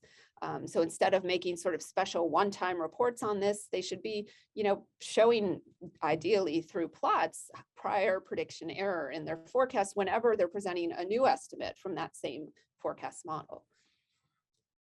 And to calculate any form of uncertainty, including transitory uncertainty, we have to acknowledge that we're making assumptions. A final threat that I see to credible reporting of uncertainty in government is that often when uncertainty is reported, it represents only a narrow form.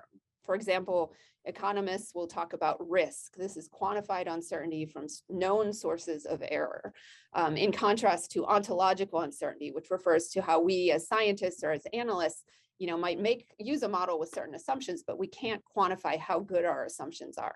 This kind of uncertainty is pervasive in any sort of data-driven estimates from science.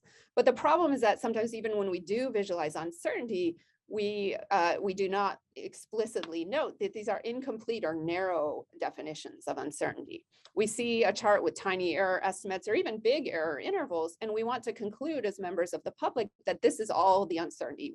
The scientists have accounted for everything. But often, you know, the models that are being used, especially for economic and health decision-making, are very narrowly looking at certain sets of outcomes. For instance, the SEIR models that drove COVID policy ignored behavioral and economic factors to only look at health outcomes. So we need to be labeling, I would argue, the forecasts that are being made from models as hypothetical experiment results, rather than implying that we're seeing, you know, the full set of possible outcomes. Another type of sort of substitution of one type of uncertainty for all uncertainty happens when agencies don't report certain types of error. For instance, the Bureau of Labor Statistics reports sampling error, but not non-response, and other non-sampling errors, which we know are big. So we need to also be, you know, forthright in presenting the other sources of uncertainty, or at least acknowledging them. So to conclude my talk, I want to end with the same story that I started with. And I want you to imagine with me that government data, and in particular census data in this case, looks like what it is, noisy estimates. So as part of this new census disclosure avoidance system, an intermediate file is created called the noisy measurements file. And this is not currently released to the public, in part because it would contradict conventional certitude. The counts don't aggregate perfectly to higher level geographies, and there's even negative counts for some geographies. But these noisy measurements avoid further errors that occur when we try to post-process data in order to make it look perfect. They're a more forthright depiction of what the census actually knows. And like some other computer scientists, I therefore believe that we should be moving towards releasing noisy measurements as, for instance, the core census products.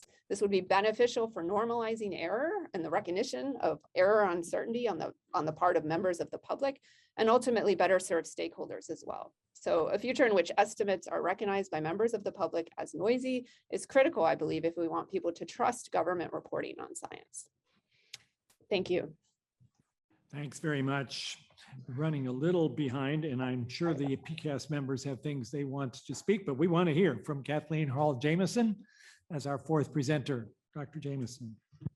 Thank you, Dr. Collins. And if Gary, you can put up my slides, please. In the transition, Dr. Collins, I'd like to say in the battle between Descartes and Hume, I'm going to come down with Pascal. I think the heart has its reasons that reason does not know. And that we've got, as a result, all sorts of other factors that aren't simply reason or emotion that are at play. So some forms of things that are basically precognitive kinds of processing that do affect how we do these things. And the government has some control over that as it communicates science through its federal agencies. So let me start with a backdrop. Next slide, please. We did a panel study, which drew large numbers from 4 battleground states. It was part of an election study, and paneled them across time. And as a result, have spring data through spring 2020 into January 2021. We were trying to ask what would predict across time the likelihood that those who initially were vaccination hesitant would ultimately vaccinate. And what we found was, next slide, that there's a high predictive power out of non-COVID specific vaccination information. Such things as, is it better to get your immunity by getting the disease or getting the vaccine? Do federally certified vaccines contain toxins such as antifreeze? Should you follow the vaccine schedule the CDC gives you or not? Basic information about vaccination was in many ways more powerful as a predictor of whether you would ultimately move from vaccination hesitance to taking the vaccine than the COVID specific factors. And of course, trust in health authorities was sitting back there as a powerful predictor as well. Here's the structural equation model. Next slide, just to show you what the diagram looks like. Next slide. So my backdrop for this presupposes that there are some kinds of foundational knowledge that we should find ways to communicate, and we should find ways to minimize public susceptibility to misinformation in relationship to them. I'm going to make a series of recommendations designed to increase the likelihood that we get consequential background information, foundational health information in this case, but you could say it about climate, or you could say it about food safety as well. And we increase the likelihood as a result that those who want to deceive about it or who are advancing misconceptions inadvertently don't get traction with them because we somehow have done something that's increased public susceptibility. So I recommend establishing a misconception monitoring, prevalence assessment, and response system for the health agencies, and building on some existing programming, which I'll discuss in a moment. Next slide. And that secondly, we make all this monitoring, prevalence assessment, and response data available to scholars in real time so that they can help with the process. Third, we use direct contact points that we have with the public to communicate foundational knowledge and bolsters trust, and that we audit the language of all of our health agencies to flag and fix instances that increase public susceptibility to misconceptions. Next slide. So let me take the first recommendation. Here are some of the agencies that do some monitoring and recommending about health misconceptions, in this case about COVID. Next slide. I'd like to see more interrelationship among these processes. Next slide. Here are some of the things that we see from the Surgeon General. Next slide. From the Food and Drug Administration. Next slide. From the National Institutes of Health through its SEAL teams. Next slide. Through the CDC. This is the Insights program. Next slide. And the myths and facts about COVID vaccines page from the CDC. That's not an encompassing list. That's just some illustrations of all the places in which government was grappling with fundamentally a comparable kind of issue, misinformation about COVID COVID products, COVID vaccines. Next slide. I think we should identify consequential misconceptions. Next slide. We have to find ways to assess prevalence in social media, mainstream media, and know what the public uptake is through public opinion polling. Then identify responses from everybody, the public health agencies, the fact checkers, the health community. Next slide. And then disseminate appropriate responses, that is, ways to deal with these on a cross-agency centralized website and through individual agency channels, building on some of the existing products. Next slide. That would look like this at the first in the first element, second element, next slide, third element, next slide, and final dissemination. Next slide. This is the model that was developed by the WashU SEAL team for NIH.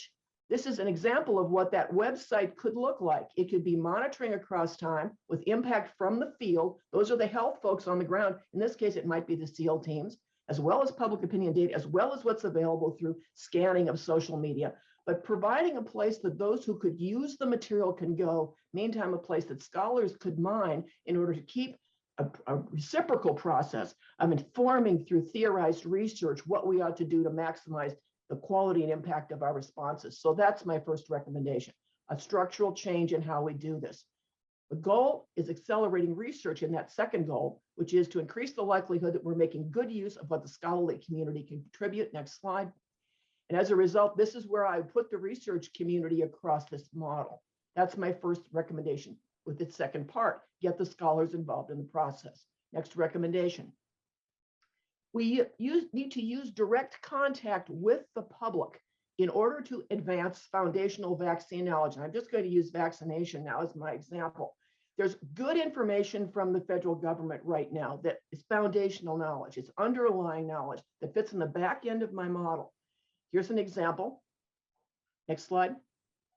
Another example on the mRNA COVID vaccine. Next slide. Next example from the CDC. This is really basic vaccination knowledge. Now, I'd like to pause for a moment to ask you to take a look at the statements on the screen. This is what scholar Valerie Reyna would call justified knowledge. This is a bottom line takeaway that digests a whole lot of other very detailed knowledge and information. This is the kind of thing, to speak to Professor Lupia's point, that increases the likelihood that you're going to hold it in memory. And importantly, her research team has found that you will share it with others. And importantly as well, that means sharing in social media. This is, in other words, a model of what we should be communicating to the public about knowledge that we want them to transmit to others, as well as to hold in place for themselves, to increase the likelihood that we get science consistent action related to vaccination. Next slide. Another example, look at how clear this is. Here's the same thing with COVID testing. Look at that beautiful graphic. They've got it organized schematically. The language is clear. You can follow it through. Bottom of the page, a link to a tool that actually lets you answer questions, guiding you to what you are going to do. Thank you, federal government. What a great job. Next slide. What I would like to see is taking this kind of basic foundational important knowledge and increase the likelihood that we put it every place we touch the public. So for example, in the 15-minute post-vaccination observation period, in the box and contents of government-provided at-home test kits, and in the digital and physical waiting rooms of healthcare providers. Next slide. Now I'm in my vaccine environment. I just got my vaccine. I'm given a piece of paper. I love vaccines, and I get information that frightens even me. It's not written in friendly language. Next slide. And it tells me everything that can go wrong. Instead, I wanted to get that piece from the CDC that told me some good things about how vaccination works and why we vaccinate and what we know about why it's safe and effective and more safe than getting the infection. Next slide. This is the in-home test kit. Look at that tiny little print. Next slide. Now, a negative test result indicates no antigens for COVID-19 were detected. It is possible for this test to give a negative result that is incorrect, false negative. In some people with COVID-19, negative results are presumptive and may need to be confirmed with a molecular test. What does that mean?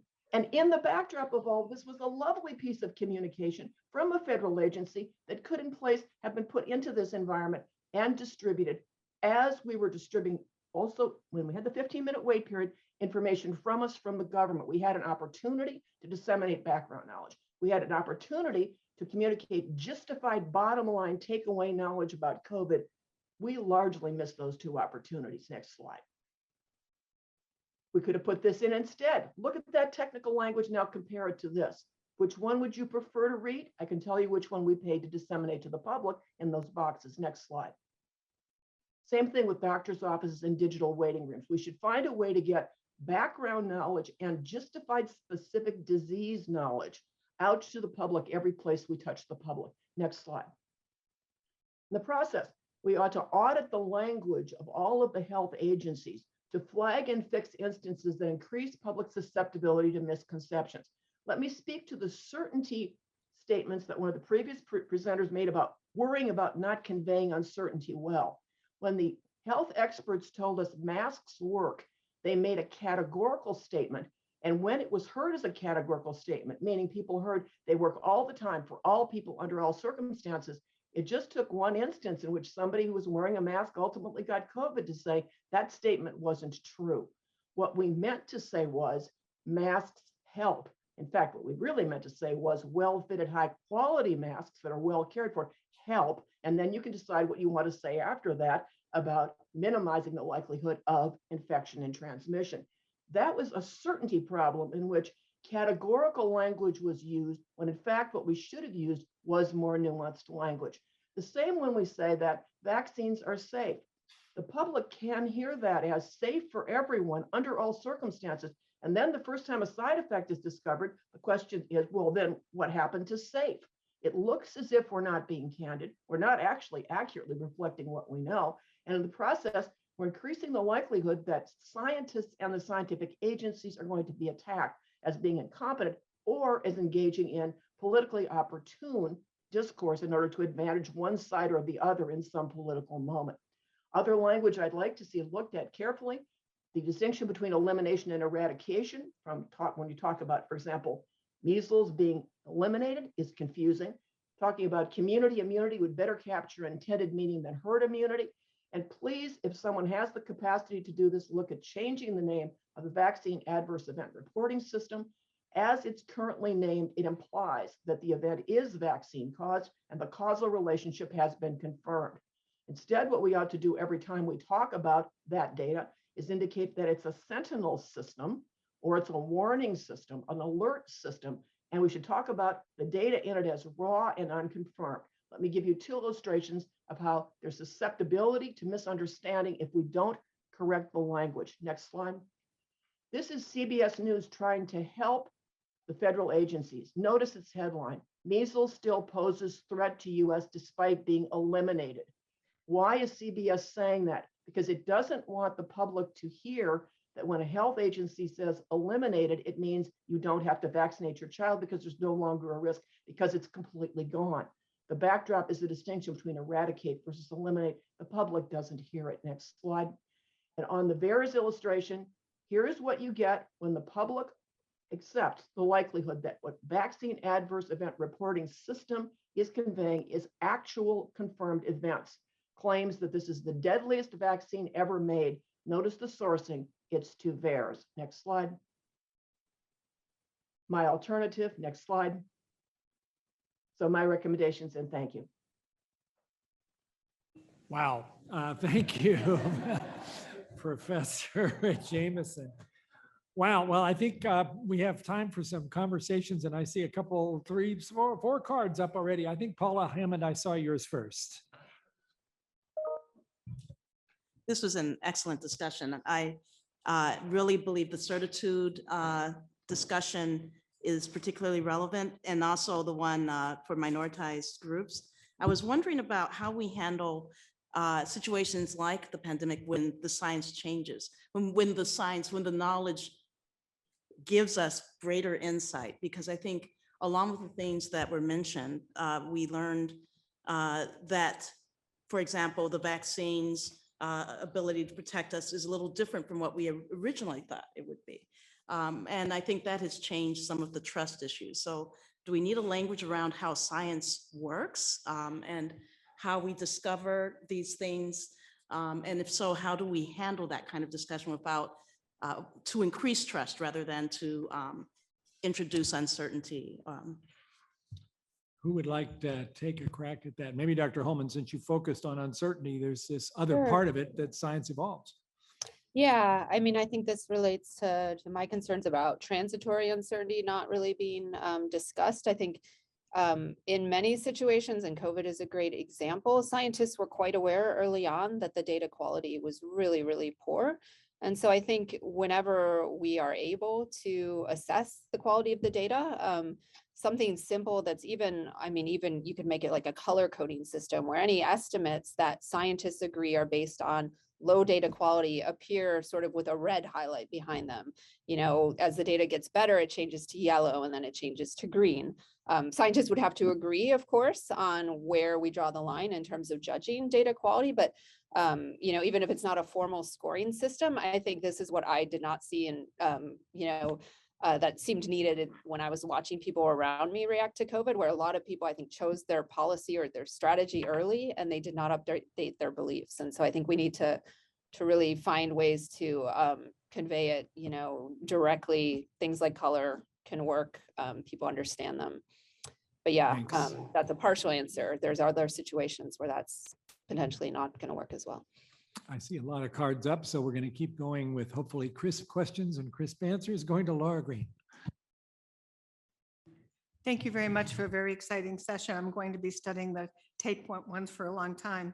I think what all of you are doing is very important to structure the data so people can understand it. But I want to add, I've been studying this kind of stuff since the 70s when physics graduate students were brought into Universalist Life Church and how people get radicalized and things like that.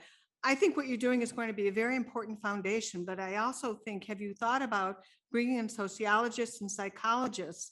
Some of this stuff we could have predicted. We knew that the bad guys were drinking blood. The bad guys were causing the pandemic, whether it was the pandemic or the 1600 plague.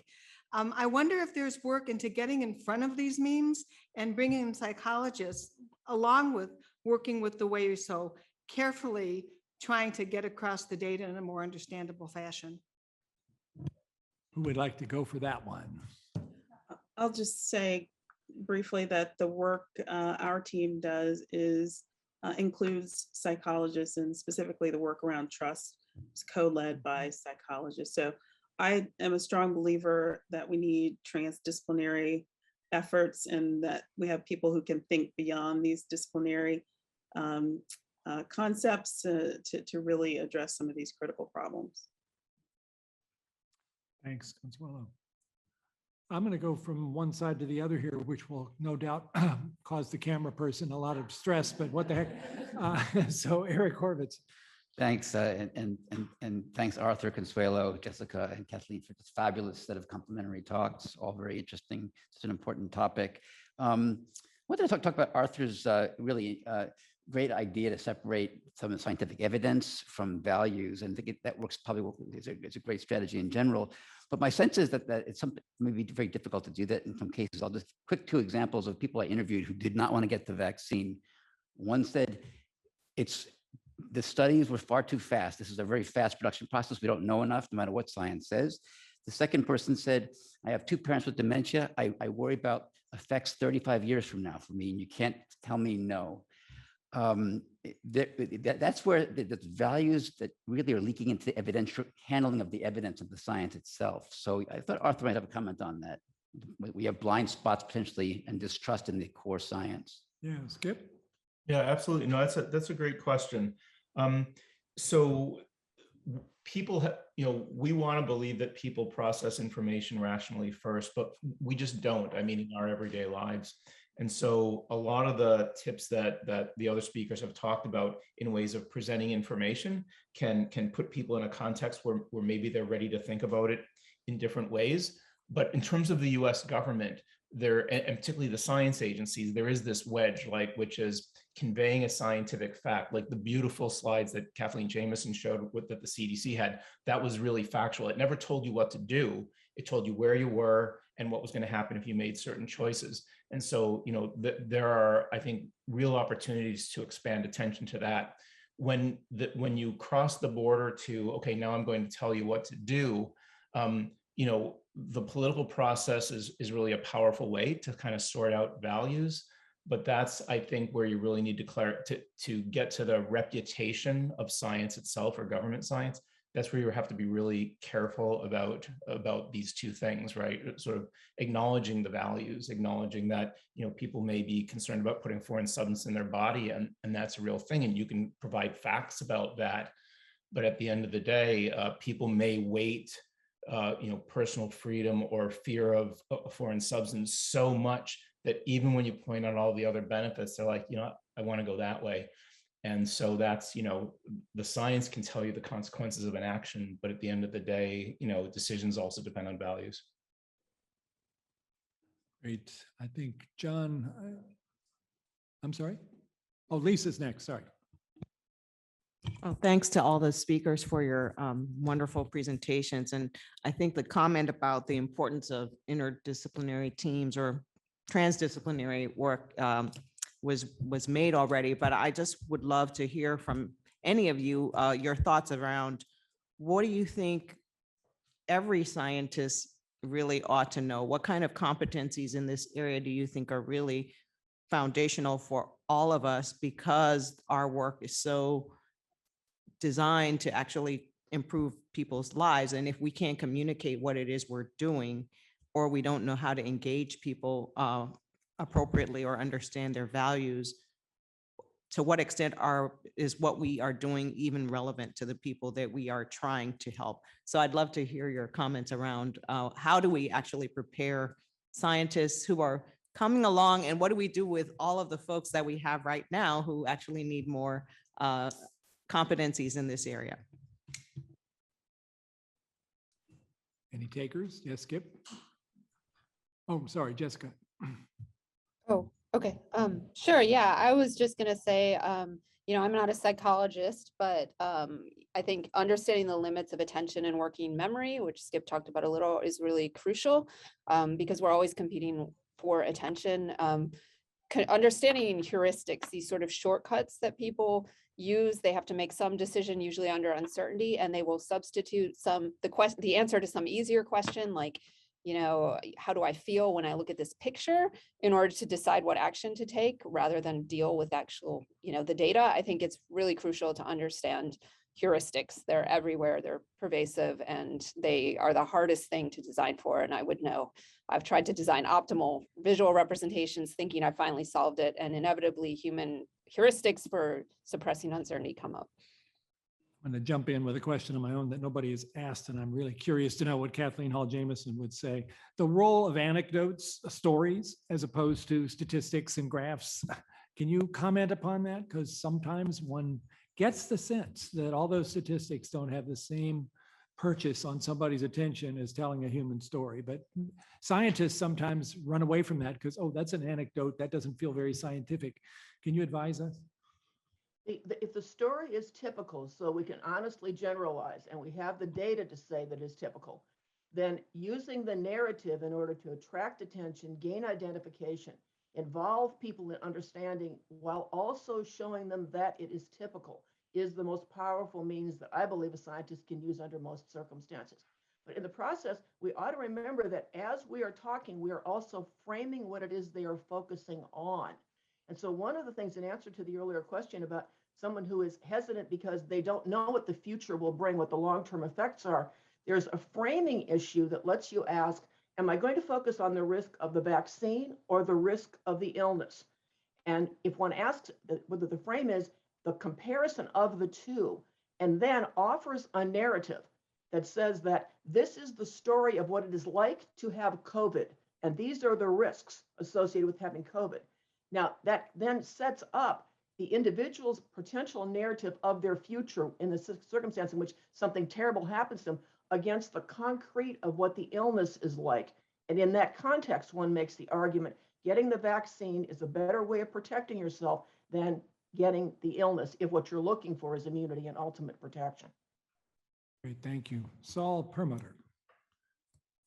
So first, thank you. And I'm betting that almost everybody here has been sitting here nodding and smiling at every single one of your points.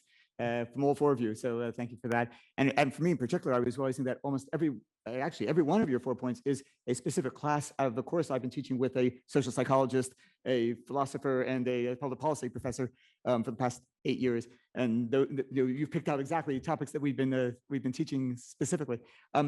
But I was realizing that, let me begin by asking what seems like a softball question, which is each of these ideas that you're recommending and the examples that you're showing came out of relatively extensive research, and it led to a strong suggestion that maybe the government could enact. I have a sense, though, that the amount of funds that go into that kind of research and tracking how it plays and doing the experiments to see how it plays is minuscule compared to the amount of money that goes into the research on social media by the companies that are trying to raise, advertising, and so that that we're a little behind the ball, behind the curve. So I guess my softball question is, do you, as practitioners in these fields doing this research, have the perception that the field is undersourced and underfunded?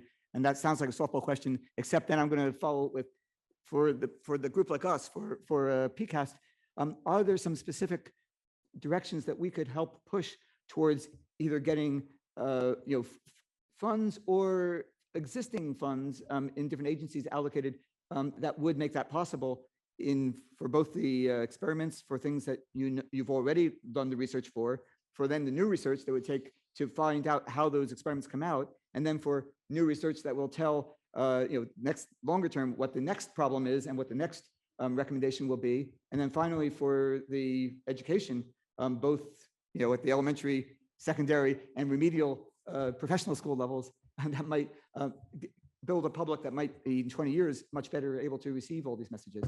So maybe first the softball question. Am I wrong in thinking that it feels like that it's behind? I don't know how But soft that softball was, but yes. So but then the practical question, are there specific agencies that already have some resources that could be put to bear on this that we could help, perhaps do some recommendations for, or maybe some new programs that we might be able to recommend somebody who's ready to write their proposal to the OMB for it? Responses? I guess anybody, it's all four of you, really. I'll jump in and say, most of my research is funded by NIH, and the work that we're doing in trust has been incredibly hard to get funded because it's not specific to a disease or a condition or a system. And so it has been hard everybody's thinking, oh, trust is a problem, and lack of trustworthiness and its impact on minority health and inclusivity in clinical trials. But if we're just focusing on inequities, then we're often going back to the same institute that's has much less funding than most of the others. Thanks. Let me jump in. The nation needs a health knowledge surveillance system. Yeah, the nation needs a health knowledge surveillance system that could be built into one of the existing survey structures or set up separately that lets you, in the process, track whether or not forms of pernicious misinformation that undercut science consistent behaviors, whether those are gaining traction or not, so that we know when we have enough of a prevalence level that there ought to be an all hands on deck effort among those who are unsure, they have not yet been persuaded to the problematic point of view, so that unsurety can be translated into science consistent knowledge that leads to science consistent behavior. Thank you. We are up against a tight timeline, but I hear we might be able to run just a little past 4:45 because we don't have a lot of public comments, although we do have at least one. So let's keep going. Francis, go on. Crisply. Thank you so much for your presentations. I spent a lot of the pandemic on Spanish language radio fighting disinformation. And my question to you was, one of the principles that in political circles is employed to fight disinformation is the principle of inoculation, inoculating community with information to preempt the disinformation that will likely follow. So my question to you is, and maybe this is Dr. Wilkins or Dr. Jameson, have you looked at inoculation and the effects of inoculation in these communities and how that may be able to help us in any situation such as the pandemic and the like? So I've not personally looked at inoculation, and I'm not aware of the specific literature there. I will say that, you know, the strategy around the uncertainty of information and managing uncertainty, I think is really important for all of the combating of disinformation, that we really needed to contextualize that this is a brand new condition. All of the information is emerging. It is going to change. And I think as scientists in particular, we are uncomfortable, as Dr. Holman already talked about, with communicating that uncertainty. And we also have this disbelief that people can actually understand uncertainty, but people actually can be comforted by if we're going to them and saying, this is new information, we are going to keep you abreast of the information as it evolves. And this is where you can come when you have questions. We're going to be here with you, for you, to answer these questions, and walk with you as all of this data emerges. And so I think, you know, I think that's really important to talk about. And I'm not sure if you were also referring to, you know, the idea that we're inoculating, injecting with the vaccination is also an area that it continues to be a challenge with communicating around, because that in itself is associated with historical abuses and distrust and health and research. Right, not the physical act, but the inoculating with information in communities in advance of disinformation that may be disseminated. Thank you. Let's go over I think to. you're actually looking at trying to get the information in place before the exposure to deception. Whereas traditionally inoculation acknowledges the potential deception and then creates a refutative structure against it. And the meta-analyses suggest that once misinformation lodges in people, it's difficult to get rid of it, although inoculation does minimize to some extent its effects. But it would be more effective to displace under those circumstances with alternative explanations, particularly when the misinformation is about a cause, a false cause. Displacing with an accurate cause is more effective than trying to inoculate in order to debunk. Thank you. Let's go to Jennifer Richardson. Thanks, all of you, for your presentations. I wanted to ask maybe all of you, or maybe just Skip to take this on.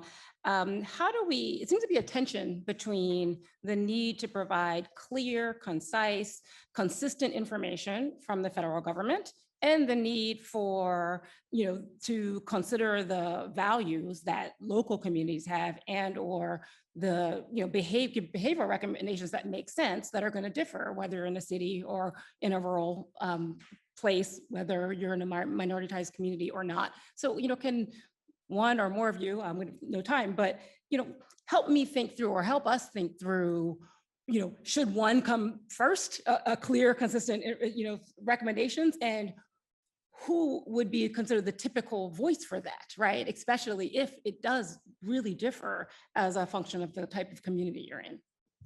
Skip, do you want to take that? Since we're Jen, mentioning. that's such a good question. One of the things to think about is how much time or space will you get with a community, right? I mean, because if you're going to get 30 seconds and that's all you're going to get, right, there's a way to do the messaging, where if you're going to get 20 pages, it's different. The focal point I like to put out for people is science as service, right? So if fundamentally what you're trying to do is provide a service to a person in a communicative context, how do you do that the most effectively? So I think this is the point where the fork in the road, which is, am I trying to tell you about a scientific fact independent of what you might do with it? Or am I trying to encourage a behavior or a policy? And you can make clear statements either way. And as Consuelo Wilkins was talking about, who makes that, right, really influences the credibility. What that person knows about the community they're dealing with really sort of can influence the phrasing, so that when you use the words and the analogies and metaphors, it speaks to people. But so that's critical to success. But for the United States government, I think for the science agencies, maybe the hardest part is, you know, are we trying, at this moment, are we conveying a message about science, and then you do what you want with it? And of course we have beliefs about what people will do, but we commit to just talking about what the science said. Or are we trying to lead people to make a certain decision? And that's where I think, you know, a lot of people have talked about this.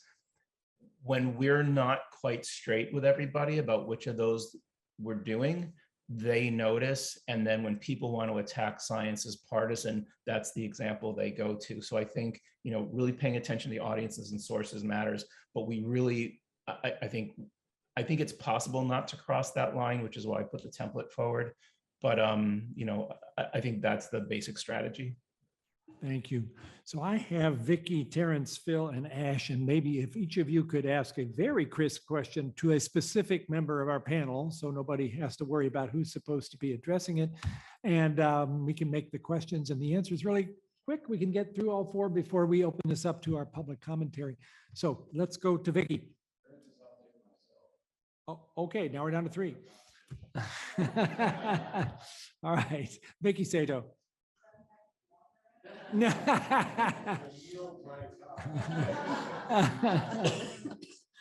Thank you, Liz. Those were indeed wonderful talks. And a couple of you talked about the importance of what the audience brings to the dialogue.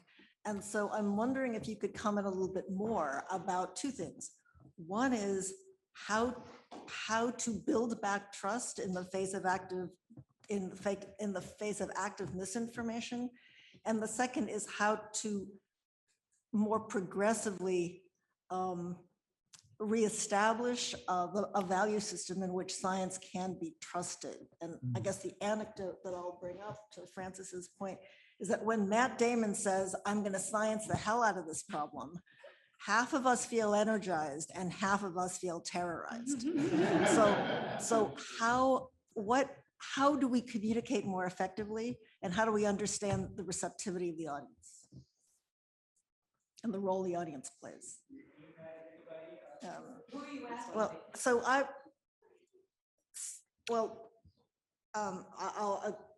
I could ask, certainly Professor Wilkins and Professor Lupia talked about the importance of what the audience brings to the table. So from quite different perspectives. So either or both, sorry. All right, I think Dr. Wilkins and I just finger coordinated on the going first. All right, good. So what's really critical, I think, to think about is that ultimately we're talking about persuasion, right? Like, I'm not trying to sell you a car, but I'm trying to create a circumstance where you're willing to think about and understand a scientific fact and perhaps an implication of it. One of the challenges is, in the scientific establishment, we're trained to do the discovery, but not trained to think about what diverse audiences need from us. And so we tell the story that we want to tell. I had a member of Congress once look at all the stuff we were doing. Is like, you guys are incredible. You create all this great technology, but you forgot to build a shipping department, and you forgot to sort of learn about where your customers are. And so this whole notion of what you might call customer discovery, which is so inherent in everything Dr. Wilkins talked about, that is so critical. And if we're trying to think about how to increase the public value of science, the work that she talked about, like, it's not the thing you get to later. It's got to be as important as the other thing if ultimately what our goal is to take these precious moments we have and to create as much value as we can for folks. And that's the key to building back trust too. It's not so much telling people what you have for them, it's trying to figure out what they need and then finding the intersection of what the science is and what their critical needs are. And the more that we do that, we don't have to tell people to trust us. They'll see that we understand the journey that they're on. They'll see that they can rely on this. And that's where trust comes from in the long run. Thanks. Okay, Terrence. Hi, thank you very much for the very informative and interesting talks, especially resonates with me as a mathematician, a lot of the discussion. But my question, well, it could be to anybody. I'm going to select Kathleen. It's a little bit closer. So a lot of the proposals have focused on sort of conventional ways to push for governments to push out information, like on their websites, public service announcements, things like that. Would there be a place for like more unconventional ways to get messages out? So, for example, I like to say that one of the most effective ways in the last 2 decades to communicate the scientific method to the American public has been the TV show Mythbusters. It's a very, very good way to explain how we test, how we use arrive at data-driven conclusions. You could imagine, I'm not proposing it's a good idea, but you could imagine a government agency devoted to creating memes to counteract disinformation memes. Is there a space for some of these less traditional creative ways to combat misinformation? Maybe Professor Jameson, can I ask you to go for that one?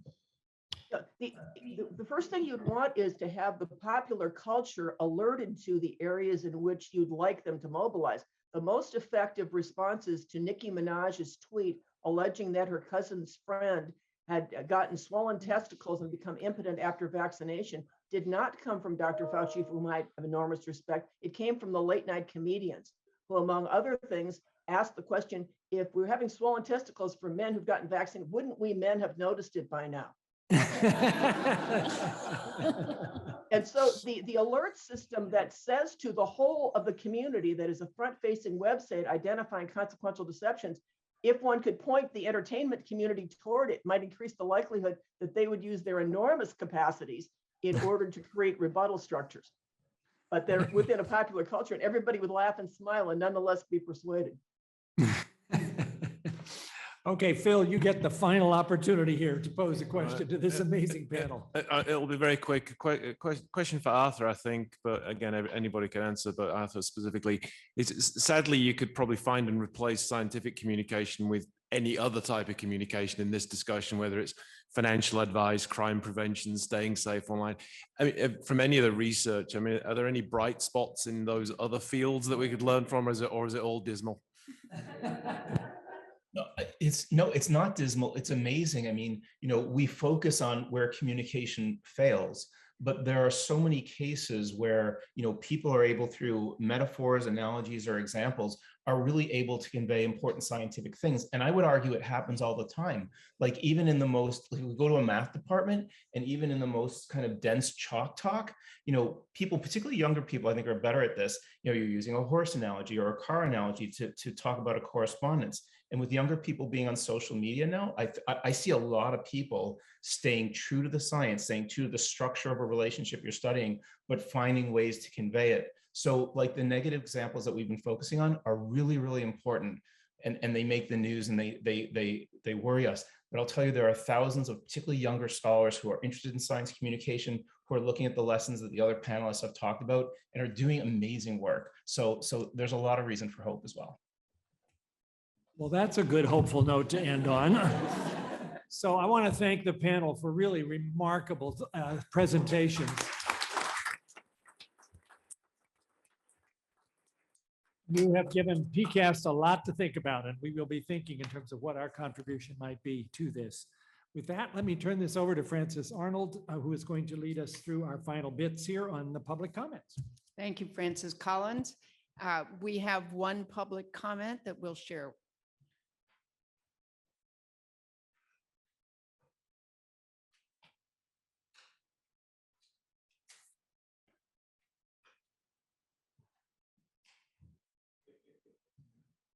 I hope so.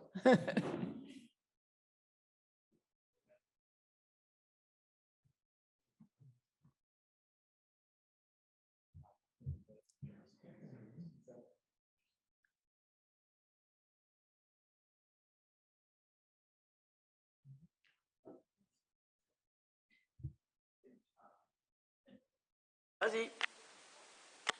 Bonjour, Monsieur le Président, from France. I am very happy to talk about fusion with you. Now it's a great opportunity to be able to study this huge problem for the future of energy and hoping to find a solution. And fusion should be the right one.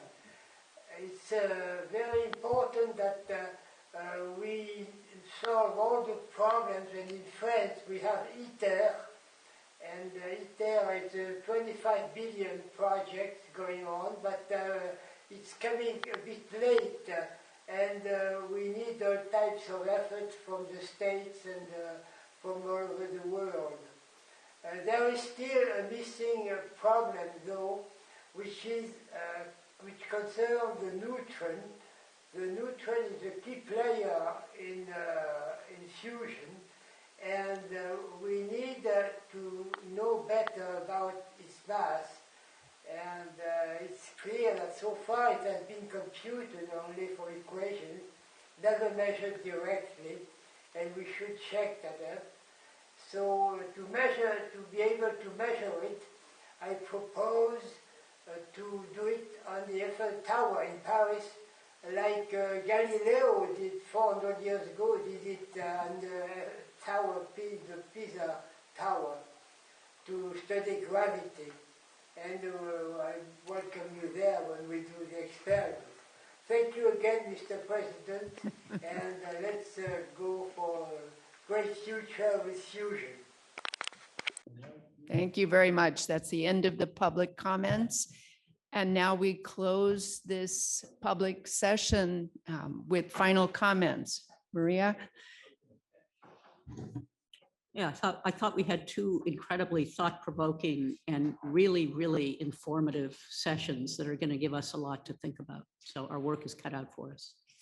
Have to agree completely with that. And it's a good thing we have such smart people around the table to figure out how to sort through these opportunities. The biggest challenge I've seen for PCAST in my 4 weeks is that there's so many things that we might get engaged in, but even this group probably has not an infinite bandwidth. So we have to figure out how best to utilize the skills and make sure that we identify areas where PCAST can uniquely make a contribution that otherwise wouldn't happen. So with that, we'll thank all of the PCAST members, the audience who tuned in to this, the speakers who shared their wisdom with us, and I conclude the meeting.